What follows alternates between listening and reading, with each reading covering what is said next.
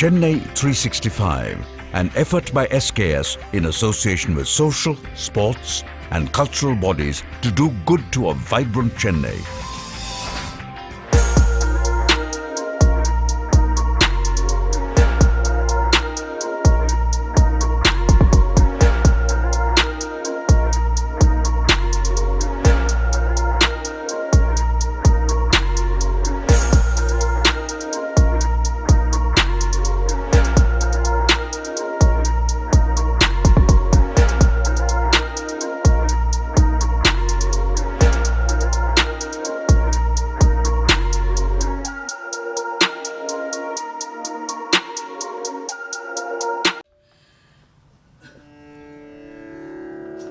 வியாழந்தோறும் நடைபெறும் வில்லிசையில் மகா பெரியவா அனுக்கிரக தொடருக்கு வருகை தந்திருக்கும் அத்தனை புனித உள்ளங்களையும் அன்போடு நமஸ்காரம் செய்து வரவேற்கிறேன்.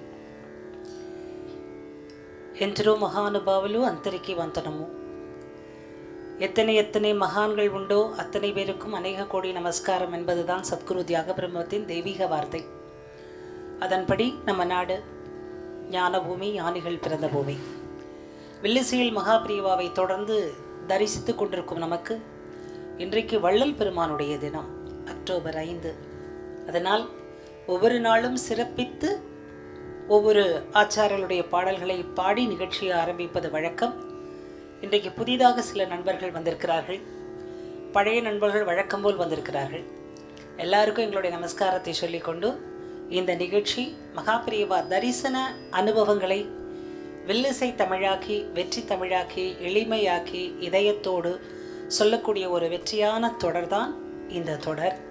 அதனால் இந்த வியாழக்கிழமை வந்திருப்போருக்கு கிருஷ்ணா ஸ்வீட்ஸ், பிவி பவன் இரண்டும் சேர்ந்து விடும் அன்பான வேண்டுகோள், ஒவ்வொரு வியாழக்கிழமையும் நீங்கள் எல்லோரும் வந்து இந்த நிகழ்ச்சியை கேட்டு அனுபவிக்க வேண்டும் என்று அவர்கள் விரும்புகின்றார்கள், அடியேனும் விரும்புகின்றேன். இளம் தலைமுறையை அன்போடு அழைத்து வர வேண்டும் என்ற ஒரு வேண்டுகோளையும் அவர்கள் சார்பாக, உங்கள் சகோதரியாக, அவர்கள் சகோதரியாக நான் சொல்லிக்கொண்டு இன்றைக்கு எங்களுடைய வில்லிசை நிகழ்ச்சி வழக்கம் போல் ஜெய ஜெய சங்கர கோஷத்தோடு ஆரம்பிக்கின்றது. எல்லோரும் சேர்ந்து அதோடு பாட வேண்டும் என்ற ஒரு அன்பு கட்டளையையும் உங்கள் சகோதரியாக விடுத்து ஆரம்பிக்கின்றேன். ஜெய ஜெய சங்கர, ஹரஹர சங்கர.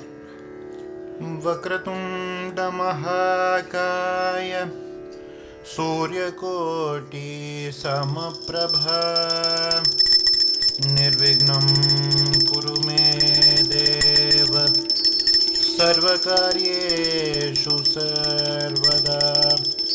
சுக்லாம்பரதரம் விஷ்ணும் சசிவர்ணம் சதுர்புஜம் பிரசன்னவதனம் த்யாயே சர்வவிக்னோபசாந்தயே. பாலும் தெளித்தேனும் பாகும் பருப்பும் இவை நான்கும் கலந்துனக்கு நான் தருவேன். கோலம் செய் துங்க கரிமுகத்து தூமணியே நீ எனக்கு சங்கத்தமிழ் மூன்றும் தா. ஜய ஜய சங்கர ஹர ஹர சங்கர, ஜய ஜய சங்கர ஹர ஹர சங்கர, ஜய ஜய சங்கர ஹர ஹர சங்கர, ஜய ஜய சங்கர ஹர ஹர சங்கர, ஜய ஜய சங்கர ஹர ஹர சங்கர, ஜய ஜய சங்கர ஹர ஹர சங்கர, ஜய ஜய சங்கர ஹர ஹர சங்கர, ஜய ஜய சங்கர ஹர ஹர சங்கர, ஜய ஜய சங்கர ஹர ஹர சங்கர, ஜய ஜய சங்கர ஹர ஹர சங்கர, ஜய ஜய சங்கர ஹர ஹர சங்கர, ஜய ஜய சங்கர ஹர ஹர சங்கர. விழுப்புரம் வேதவானில் உதித்தது சுவாமிநாதம், வில்லிசை வேள்வி வானில் ஆச்சாரியாள் தரிசன யோகம்.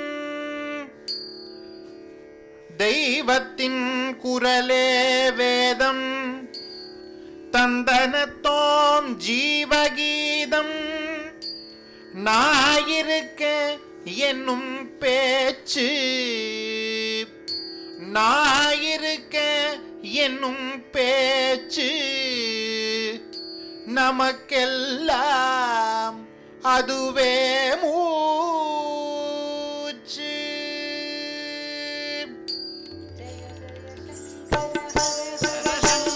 ஜெய ஜெய சங்கர ஹர ஹர சங்கர ஜெய ஜெய சங்கர ஹர ஹர சங்கர ஜெய ஜெய சங்கர ஹர ஹர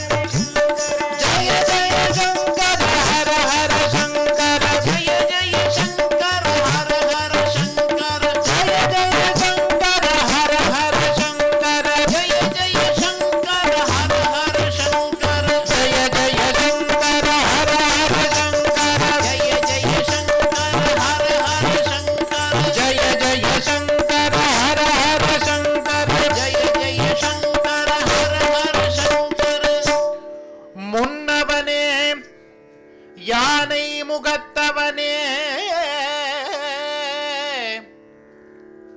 முத்தி நலம் சொன்னவனே தூய்மை செய் சுகத்தவனே மன்னவனே சிற்பரனே ஐங்கரனே செஞ்சடையன் சேகரனே தற்பரனே நின்றாள் சரண்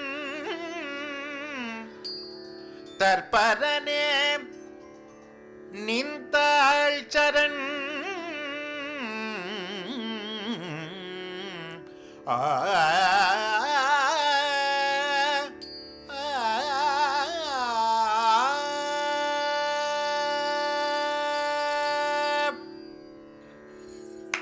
அன்பெனும் பிடியுள் அகப்படும் மலையே அன்பெனும் குடில் புகும் மனசே அன்பெனும் பிடியுள் அகப்படும் மலையே அன்பெனும் குடில் புகும் மனசே அன்பனும் வலைக்குள் படுபரம் பொருளே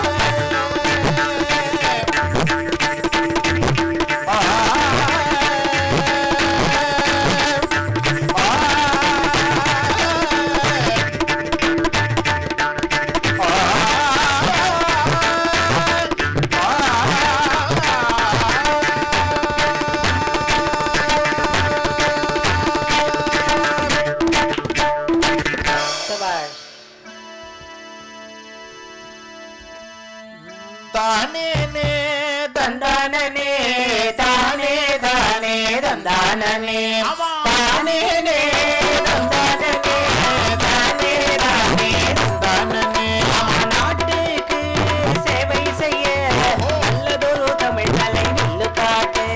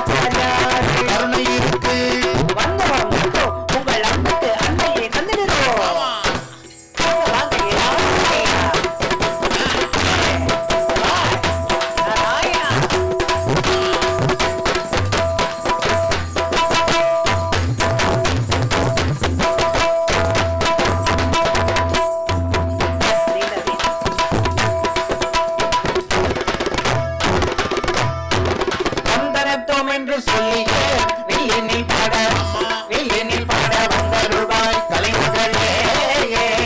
வந்தனத்தோம் என்று சொல்லியே வில்லினில் பாட வில்லினில் பாட வந்தருள்வாய் கலைமகளே. நெஞ்சமும் நினைவுமாக நிரந்தரமானவர நிரந்தரமானவர கொஞ்சமும் அவரை மரபோ மகராஜை மகராஜை குருவெனவே வணங்கிடுவோம். தமிழுக்கு தன்னை தந்தார், இசைக்கும் தன்னையே தந்தார், இசைக்கும் தன்னையே தந்தார். கவிஞர் சுப்புவாறு முகம் தலைமுறையே தலைமுறையே ரத்தனத்தோ ரத்தனத்தோ ரத்தனத்தோ பாட வந்தோ தந்தனத்தும் பாட வந்தோம். நாம் இருந்து ஆவதென்ன நம்மால் முடிவதென்ன நம்மால் முடிவதென்ன நாயிருக்கேன் தெய்வத்தின் குரல் பரமாச்சாரியா பரமாச்சாரியா நாராயணா அந்த குரல் நாராயண மந்திர குரல். ஆமாம் போடுங்க இது வில்லு பாட்டு வெற்றி மந்திரம் வில்லு பாட்டு வெற்றி மந்திரம். ஆச்சாரியால் ரசிச்ச மந்திரம் வில்லு பாட்டு வில்லு பாட்டு ஆனந்தம் அமைதி வரம் ஆனந்தம் அமைதி வரம். அன்பு சகோதரர் ஐயா கிருஷ்ணா ஸ்வீஸ் முரளி அண்ணா கிருஷ்ணா ஸ்ரீ முரளி அண்ணா பிவி பவன் டைரக்டர் ராமசுவாமி ஐயா வெங்கடாச்சலம் வாழ்க வெங்கடாச்சலம் வாழ்க. பல வாரம் வந்தோர்க்கும் இந்த வாரம் வந்தோர்க்கும் இந்த வாரம் வந்தவர்க்கும் வரும் வாரம் வருவோர்க்கும் வில்லு பாட்டு வரமாகி அருள்தருமே வரமாகி அருள் தருமே. வியாழனுக்கு வெற்றி அம்மா வெற்றி தரும் வில்லி செய்யாம வெற்றி தரும் வில்லி செய்யாம். குருவருளும் திருவருளும் வாழ்த்திடவே கோடி புண்ணியம் வரம் தரவே கோடி புண்ணியம் வரம் தரவே. எல்லாம் வல்ல கற்பகநாயகி கபாலீஸ்வருடைய திருக்கருணையினாலும் ஆஹா காஞ்சி காமாட்சி காசி விசாலாட்சி மதுரை மீனாட்சி 3 தேவியருடைய அன்பு வெள்ளக்கருணையினாலும் பலே எத்திசையும் புகழ்மிணக்க இருந்த பெரும் தமிழினங்கே ஒவைக்கும் மூத்தவளே ஆனாலும் இளையவளே அன்பு தமிழ்த்தாயே உன்னுடைய ஆசையினாலும் பாட்டுக்குத்தான் பல்லவி அனுபல்லவி சரணம் என்றிருக்கிறோம். இல்லை, நாட்டுக்கும் ஹிந்து தர்மத்துக்கும் பல்லவி அனுபல்லவி சரணமாக இருக்கும் நம்முடைய குருமகராஜ் அன்னை சாரதை சுவாமிஜி விவேகானந்தருடைய அருளினாலும் நடமாடும் தெய்வமாக நம்மிடையே விளங்கி இன்று விண்ணுலகத்திலிருந்து நம்மை வாழ்த்தி கொண்டிருக்கோம். எப்படி வாழ்த்திட்டு இருக்கார்? நான் இருக்கேன், கவலைப்படாதேன்றார். அப்படி ஒரு அன்பான குரலை கொடுத்து தாயை காட்டிலும் தந்தையை காட்டிலும் குருவாகி தெய்வமாகி நமக்கு அன்போடு ஆசி தந்து கொண்டிருக்கும் வீட்டில் யாரும் ஆறுதல் எல்லாம் கவலைப்படாதீங்க. இந்த வார்த்தையை நினச்சிக்கோங்க, பரமாச்சாரியால் கண் முன்னால் வருவார். அப்படி ஒரு ஆசியை தரும் அந்த தெய்வத்தின் குரலையும் இதுவரைக்கும் நாங்கள் வில்லுப்பாட்டு எத்தனையோ வருடங்களாக நான் முதலையே சொன்னேன், எல்லாருக்கும் ஒரு தெரிஞ்ச விஷயந்தான். 7 வயசுலேருந்து பாடுறோம், 50 வருஷமாக பாடிட்டுருக்கோம். இதை வச்சு என் வயசை கண்டுபிடிச்சிருவீங்கன்னு சொல்லுவேன். அப்பேற்பட்ட 50 வருஷ எக்ஸ்பீரியன்ஸில் என்னுடைய தந்தையார் என்னுடன் இருந்தார். ஆனால் இன்று மேலிருந்து நம்மை வாழ்த்தி கொண்டிருக்கிறார் என்றுதான் நினைத்து கொள்ள வேண்டும். போன வியாழன் வரும்போது அப்பாவுடைய திதி மறுநாள் இருந்தது. இந்த வியாழனில் என்னென்னா அக்டோபர் 9 அப்பா மறைந்த தினம். அதுக்கு முன்னாடி ஒரு சிறப்பான செய்தியா, இது சிந்திக்க வேண்டிய செய்தியா அல்லது சீரியஸான செய்தியா அல்லது ஆத்மார்த்த செய்தியா, எனக்கு அது டைட்டில் போட தெரியல, பத்திரிகை மாதிரி டைட்டில் போட தெரியல. போன வருஷம் நினச்சதை சொல்லிடுறேன், அதான் அனுபவம் இல்லையா. நினச்சதை அப்பா சொல்லுவாங்க, உண்மைக்கு ப்ரிப்பேர் பண்ண வேண்டியது இல்லை, நினச்சதை சொன்னால் அது உண்மை என்று சொல்வார்கள். பொய் சொல்கிறவங்க தான் ரொம்ப ப்ரிப்பேர் பண்ணணும். அதனால தான் நம்ம நீதிமன்றத்தில் வந்து இதை வச்சு வள்ளுவர் குரலை வச்சு மேலே பேச சொல்கிற காரணம், அது அடியில் இருக்கும்போது பொய் வராது. அது 2 அடி நினைக்காதீங்க, பலத்த அடி. அது 1330 அடி. அது இன்ட்டு 2 போட்டுக்கோங்க. அப்படின்னா பாருங்கள், இதில் என்னென்னா ஒரு தெய்வீக சம்பவம், அது ஒரு தெய்வீக அனுபவம். போன வருஷம் நவராத்திரி அக்டோபர் 3 அப்பா வந்து பரமஹம்சர் புனித அன்னை சாரதை ராமகிருஷ்ண மடத்தில் சுவாமி ரங்கநாதானந்தாஜிகிட்ட தீட்சை வாங்கினவங்க 1990க்கும் முன்னாடி. அடியேனும் அப்படியே. ஆனால் அப்பாட்ட நான் ஒவ்வொரு விஷயத்தையும் சொல்லுவேன், இன்றைக்கி நிகழ்ச்சிக்கு போகிறேன்ப்பா. ஏன்னா கடைசியில் ஒரு 10 வருஷ காலம் அப்பா மேடைக்கு போக முடியல. ஒரு பக்கம் பரமாச்சாரியால் படம் இருக்கும், ஒரு பக்கம் பரமஹம்சர் படம் இருக்கும், நடுவில் அவங்க அம்மா படம் இருக்கும். இதுதான் அப்பா கும்பிட்டு வந்த 3 தெய்வங்கள். ஸோ அப்பா சொல்கிறது என்ன, நினைவு இருந்தது. அப்பாவுக்கு ரொம்ப நல்லா நினைவு இருந்தது. ஒவ்வொரு 9 நாளும் கச்சேரி இருந்தது. அந்த 9 நாளும் கச்சேரியில் ஒரு நாள் நம்மளுடைய மயிலாப்பூரில் இருக்கும் விவேகானந்தர் ராமகிருஷ்ண மிஷன் பள்ளிகள், விவேகானந்தர் இல்லம், மாணவர் இல்லம், அந்த மாணவர் இல்லத்தில் நிகழ்ச்சி இருந்தது. அந்த நிகழ்ச்சி வழக்கம் போல் போகும்போது நான் அப்பாட்ட சொன்னேன். ஏன்னா பரமஹம்சர் மீது பயங்கர பக்தி உண்டு அப்பாவுக்கு. ஏன்னா நான் போலேன்னா குருமகராஜ் தேடுவார்னு சொல்கிற அளவுக்கு அன்புள்ள ஒரே உள்ளம் அப்பா தான். ஏன்னா கச்சேரியிலன்னா அப்பா ராமகிருஷ்ண மட்டில் தான் இருப்பாங்க. அப்படி ஒரு பக்தி உண்டு. அப்போ நான் கிளம்புறேன், நம்மளோட மடத்து கச்சேரி தான்ப்பா, கிளம்புறேன், கச்சேரிக்கு போயிட்டு வரேன் அப்படின்னு சொல்லும்போது அப்பா சொன்ன வார்த்தை, நீ பாட்டுக்கு போ, நான் காட்டுக்கு போகிறேன்னாங்க. அது எப்படி தெரிந்தது, யார் சொல்லியிருப்பார்கள், என்ன எதிரொலி அது, அதையெல்லாம் சிந்திக்கும்போது கஷ்டமாக தான் இருக்குது. ஆனாலும் நம்ம கூட இருந்து இந்த நிகழ்ச்சியை பண்ணணும்னு அப்பா கிட்ட உங்கள் சார்பாக அந்த செய்தியோடு சரி போயிட்டு வந்து நீங்கள் அனுப்பிச்ச வீடியோவையும், அங்கிருந்து வந்திருக்கிறார்கள் 2 அண்ணா அம்மா வந்திருக்கிறார்கள், அந்த வீடியோவையும் காமிச்சேன். நிகழ்ச்சி முழுக்க கேட்டாங்க, சந்தோஷப்பட்டாங்க. விஜயதசமி அன்னைக்கு தொட்டு ஆசீர்வாதம் பண்ணாங்க. அதோடு நின்றுது பேச்சு. ஆனால் அப்பேற்பட்ட அப்பா பேசலைன்னு நான் நினைக்கிறத விட அப்பா நம்ம மூலமாக பேசிகிட்டு இருக்காங்க. எங்கள்கிட்ட பேசுகிறாங்க இல்லையோ, உங்கள்கிட்ட எல்லாத்தையும் பேசிகிட்டு இருக்காங்க. அதுதான் அப்பா மேலே நீங்கள் வச்ச. இப்போ பாருங்கள், நீங்கள் வந்த உடனே காசிலேருந்து 2 தம்பதிகள் வந்தாங்க. அனுபவம் தானே எல்லாமே.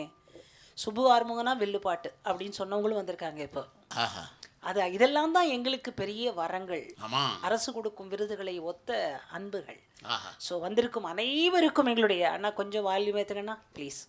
சந்தோஷமான வரவேற்பை கொடுத்துட்டு இன்னைக்கு நாங்கள் இந்த அருமையான இந்த தரிசன அனுபவங்களை, அதாவது நம்ம கிருஷ்ணா ஸ்வீட்ஸ் முரளி சாருக்கும் நம்ம பிபி பவன் சார் எல்லாருக்குமா சேர்ந்து என்ன எண்ணம்னா, என்ன பக்தியை சொல்லிக்கிட்டே இருக்கணும். அதுக்கு எங்களால் முடிஞ்ச வரைக்கும் நாங்கள் என்ன செய்வோமோ அதை செஞ்சுக்கிட்டே இருப்போம். அதுவும் வில்லுப்பாட்டு ஏன் அவங்க தேர்ந்தெடுத்தாங்க, எல்லாத்துக்கும் ஒரு விஷயம் உண்டுல்ல. இது பரமாச்சாரியால் தொட்டு ஆசீர்வதித்த அவருடைய கர தீட்சை கொடுக்கப்பட்ட கலை. இதை விட எங்களுக்கு பெருமை வேற என்ன வரும்னு. கரதீட்சை தான் வரதீட்சை எங்களுக்கு. இன்னொன்று சொல்லட்டுங்களா, 7 வயசுலேருந்து நான் பெரியவா முன்னாடி அப்பாவோட வில்லுப்பாட்டில் எத்தனை நூறுகள் பாடியிருப்பேனோ தெரியாது. சும்மா ஓய்வா இருந்தா சுப்பு ஆறுமுகத்தை கூப்பிட்டு வில்லுப்பாட்டு பாட சொல்லு என்று சொன்ன பெருமைக்குரிய ஒரே கலைஞர் சுப்பு ஆறுமுகம் தான். இன்னொன்று சொல்லட்டுமா, இது ஒரு அனுபவமாக பதிவு செய்கிறேன். ஒரு வாட்டி நாங்கள் ராமாயணத்துக்கு போயிருக்கோம். அப்பா எப்போ போனாலும் வில்லுப்பாட்டுக்கு போனால் ராமாஸ் லாட்ஜில் தங்கிட்டு பெரியவாளை பார்த்துட்டு காமாட்சியை பார்த்துட்டு அப்புறம் தான் அடுத்த கோயிலுக்கு போகிறது வழக்கம், கச்சேரிக்கு போகிறது வழக்கம். அப்போ வந்து பெரியவாளோட ஆசீர்வாதமும் உத்தரவும் வாங்கிக்கணுங்கிறதுக்கு நாங்கள் போகும்போது அவர் சொன்னது, அப்போ சொன்னது தான் அவர் என்ன தெரியுமா சொன்னார்? என்ன சொன்னார்? எங்க கச்சேரி? அப்பா சொன்னால் இந்த மாதிரி கோனேரி குப்பத்தில் ராமாயணத்துக்கு வந்திருக்கிறேன் அப்படின்னு சொன்னாங்க. சரி சுப்பு, நோக்கு ஒன்று தெரியுமா, ஒழுங்கா வில்லடிச்சவன் ராமன் தான். என்ன அதாவது ராமாயணத்தை என்ன அழகாக சொல்கிறார் பாருங்க, ஒழுங்காக வில்லடிச்சவன் தான். அப்பா வந்து பரமசாரியால் பேசும்போது அப்படியே எல்லா மக்களுக்கு போய் சேரணும்ல, அந்த கவனத்தோட கேட்டுட்டு இருப்பாங்க. ஒரு கவனம் இல்லை, பல லட்சம் கவனத்தோட. சுப்பு ஒழுங்காக வில்லடிச்சவன் ராமன் தான் அப்படின்னோடனே என்ன சுவாமி அப்படின்னு அப்பா கேட்டப்போ அவர் சொன்னாராம், ஒரு வில்லடிச்சான் சீதை கிடைச்சா, ஒரு வில்லடிச்சான் ராவணன் முடிஞ்சான். ராமாயணத்தையே வில்லை வைத்து பார்க்கும் பக்குவம் அவருக்கு இருந்ததுனால்தான் உன்னை வில்ல பார்த்தா ராமன் ஞாபகம் வருதுடா, உடுக்கையை பார்த்தா காசி ஞாபகம் வருதுடா. ராமன்னா ராமேஸ்வரம், காசினா சிவன், சவுத்தி நார்த்தி ஒன்னா இணைச்சு வச்சுட்டு நேஷனல் இன்டகிரேஷனோட வில்லுப்பாட்டு பண்ணிட்டு இருக்குது நீதாண்டா என்று அவர் சொன்ன விஷயத்தை எத்தனை முறை நினைத்தாலும் நம்மளுக்கு அது இனிக்கும். சாதாரண ஒரு சிவப்பழகு விளம்பரத்தையே நம்ம பல லட்சம் முறை பார்க்கிறோமே, சிந்தனை அழகு விஷயத்தை எத்தனை முறை கேட்டால் தான் என்ன. இது சுவாமி விவேகானந்தர் ஒரு தடவை சொன்னாங்களா, போன வாட்டி சொன்னதையே சொல்றீங்களே அப்படின்னு ஒருத்தர் வந்து கேட்டாராம், விவேகானந்தர்கிட்ட கேட்டாராம். அதுக்கு அவர் சொன்ன பதில் என்ன தெரியுமா? என்ன? போன வாட்டி சொன்னதை ஒழுங்கா கடைபிடிச்சிருந்தீங்கன்னா அடுத்த தடவை சொல்லியிருக்க மாட்டேன், அதனால நீங்க கடைபிடிக்கிற வரைக்கும் சொல்லிக்கிட்டே இருப்பேன் என்று சொன்னதை ஒட்டி கலைஞர்களுக்கு அது ஒரு அழகான மகிழ்ச்சி என்று சொல்லி முத்தமிழ் கலைகளிலே மூத்த கலை வில்லுப்பாட்டு. நீங்க உடனே நினைச்சிடாதீங்க முதியோர் இல்லத்து கிழட்டு கலையா என்று. நான் நீங்கன்னு சொல்றது எல்லாமே உங்களே இல்லை சார், யாரையோ சார். நான் வேற யாரை திட்ட முடியும்? வீட்டுக்காரர் தான் திட்ட முடியும், அவர் என்னதான் திட்ட முடியும், வேற யாரை திட்ட முடியும்? எதுக்கு சொல்றேன்னு கேட்டீங்கன்னா, இது கிழட்டு கலை அல்ல, முதியோர் இல்ல கலை அல்ல. நிஜமா சொல்றேன், இந்த வாட்டி நவராத்திரியில 16ஆம் தேதி முதியோர் இல்லத்துல 90 வயசு பாட்டிகளுக்கு வில்லுப்பாட்டு பண்ண போறேன். பாட்டிக்கு வில்லுப்பாட்டு பாடுறதே என் டியூட்டி. ஆமாமா, ஏசி அரங்கத்தில் உட்கார்ந்து கொண்டு இளைஞர்களுக்கு பாடுவதை காட்டிலும் அந்த பாட்டிகள் என்னை தடவி கொடுக்கும் ஸ்பரிசத்தை அடைய நேசிக்கின்றேன். ஒவ்வொருத்தரும் அன்னை சாரதை, அன்னை ராதை, அன்னை, அதாவது உலகத்துல எல்லாருமே வந்து நமக்கு பார்க்கக்கூடிய தெய்வங்களாத்தான் இருக்காங்க. எதுக்கு சொல்றேன்னா, இது முதியோர் இல்லத்து கலை அல்ல, கிழட்டு கலை அல்ல, சிந்திக்கும் கலை. நேற்று இன்று நாளை என்று முக்காலமும் உணர்த்தும் கதை. வில்லுப்பாட்டுல 2 முனை இருக்கு. அது ஏன் தெரியுங்களா? ஒன்று மகான்கள், ஒன்று மக்கள். 2 பேரையும் இணைப்பது, புரிய வைக்கும் கலை இந்த வில்லிசை கலை. ரொம்ப பெரிய விஷயம். ஐயோ மகான்களா, ஐயோ நம்ம டச் பண்ண கூடாதுன்னு தப்பு பண்றதுக்கு லீனியன்ட்டா எடுத்துக்கிறாங்க. அது வல்ல, மகான்களுக்கும் நமக்கும் ஒரு டச் இருக்கணும். அந்த டச் மனசுக்குள்ள இருக்கணும், தைரியம் இருக்கணும். முதல்ல கும்பிடுறதுக்கு பக்தி, அப்புறம் சார் முதல்ல தைரியம். அந்த தைரியம் எப்படி வரும்? உள்ளத்துல கள்ளம் இல்லைன்னா வரும். உள்ளத்துல கள்ளம் எப்ப இல்லாம இருக்கும்? சரஸ்வதி தேவி மாதிரி ஆசை இல்லாம இருக்கணும். எந்த உள்ளத்தில் ஆசை இல்லையோ, எந்த உள்ளத்தில் கள்ளம் இல்லையோ, அங்க வந்து உடனே உட்கார்வா யாரு? கலைமகள். அதத்தான் என் பாரதி, நம்மவரு பாரதியார் எப்படி தெரியுமா சொன்னார்? வெள்ளை தாமரை பூவில் இருப்பாள்னு சொன்னார். அதை நம்ம ராகம் போட்டு, தாளம் போட்டு, நிறவல் சுரலாம் போட்டு எல்லாம் பாடிட்டு மேட்டர் விட்டுறோம் சார். அது என்ன மேட்டர் தெரியுமா? வீடு கிடைக்காமல அந்த அம்மா உள்ள போய் உட்கார்ந்து இருக்குது. வீடு கிடைக்காமல அவ வீடுதான் இந்த உலகமே. ஏன் அங்க போய் உட்கார்ந்து இருக்கானா? மனசை சுத்தமா வைடா, வெள்ளையா வச்சுக்கங்க. கரெக்ட் தானே சார் நான் சொல்றது? அந்த மனசை சுத்தமா வைக்கிற அனுபவத்தை நமக்கு கொடுப்பது இந்த மகான். அதனால் இந்த வில்லிசையை நம்முடைய முரளி அண்ணா தேர்ந்தெடுத்ததற்கு காரணம் மகான்களையும் மக்களையும் சேர்த்து வைத்து நானாக இருந்து ஆசீர்வாதம் செய்து போடும் வெற்றி முடிச்சு, வியாழன் முடிச்சு, வில்லு முடிச்சு என்றுதான் எங்களை அழைத்து பாட சொல்லியிருக்கோம். அந்த உள்ளத்துக்கு நீங்கள் ஒரு கரகோஷம் கொடுக்கணும். அதாவது விளக்கு ரெடி சார், மக்களும் ரெடி சார், ஏத்துறது யாருங்க? அவங்க தான் நிர்வாகிகள். கரெக்ட் தானே நான் சொல்றது? நாங்கெல்லாம் ரெடியா இருக்கோம். நான் ரெடி, நீங்க ரெடியான்னு கேட்கறது கூட ரெடியா இருக்கோம். உங்களை எல்லாம் சந்திக்க வைப்பது யார்? அந்த நிர்வாக உள்ளங்களுக்கு நன்றியை செலுத்தி, பொதுவா நம்ம எப்படிங்க ஆரம்பிக்கிறோம்? தெய்வத்தின் குரலை சொல்லி ஆரம்பிக்கிறோம் இல்லைங்களா? இன்னைக்கு நான் தெய்வத்தின் குரல்ல இருந்து என்ன ஒரு வார்த்தை எடுத்திருக்கேன்னு கேட்டீங்கன்னா, என்ன வார்த்தை? ரொம்ப அழகான வார்த்தை, தேவையான வார்த்தை. மக்கள் நிறைய பேர் இருக்கீங்க, சொல்றது சந்தோஷமா இருக்கு. பகவான் தந்த புத்தியால், அதே வார்த்தை இல்லைன்னா நான் அப்படியே பேசுற ஆளு இருந்தாலும் அந்த வார்த்தை வேணுன்றதுக்காக, பகவான் தந்த புத்தியால், வாக்கால் பிறருக்கோ தனக்கோ கெடுதல் உண்டாகாமல் நல்லது செய்ய வேண்டும். அப்போ ரொம்ப டேஞ்சர் எது? வாய். அதான் சொல்லியிருக்காரு, பாபமும் துக்கமும் பயமும் நீங்க வாக்கை பயன்படுத்த வேண்டும். இதற்கெல்லாம் அடிப்படை பக்தி தான். வாக்கு தெய்வ சம்பந்தமாக மட்டுமே இருக்க வேண்டும். இதை நீங்க குழந்தைகளுக்கு வீட்டுல போய் சொல்லி கொடுங்க. அக்ஷராபியாச பெரியவா சொன்ன வார்த்தை.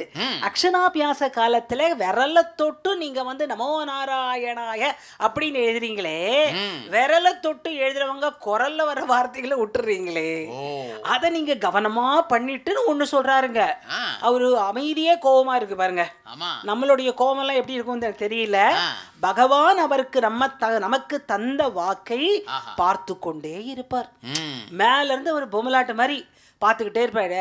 இவன் இன்னைக்கு என்ன பேசினா, இவன் இன்னைக்கு பேசினா, இவன் இன்னைக்கு பேசினா, எடு டைரி எழுது அப்படின்னு எழுதிக்கிட்டே லோக ஆத்ம சேமத்துக்காக வாக்கை பயன்படுத்தணும். அப்புறம் தான் தெய்வத்தின் குரலை ஒன்று தீர்க்கமா சொல்றார். இல்லாவிட்டால் அடுத்த ஜென்மத்தில் பகவான் வாக்கை புடுங்கி விடுவார். அப்படியே எழுதியிருக்கார். இது ஏன் வார்த்தை இல்லை, வாக்கை எடுத்து விடுவார். ஏன்னா பிடுங்கினே போட்டிருக்கார். வாக்கை பிடுங்கி அடுத்த ஜென்மம் மிருகமாக படைப்பார்னு எழுதியிருக்கார். இப்போ நீங்கள் சில பேர் குறைக்கிறாங்களே எதனாலும் தெரியுதா? ஆமாம். சில பேர் கத்துறாங்களே எதனாலும் தெரியுதா?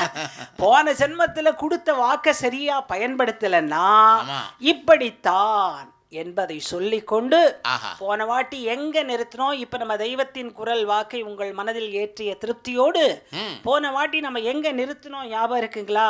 எங்க? கும்பகோணம் சிவன் சார் அவருடைய வாழ்க்கையில ஞாபகம் இருக்குங்களா?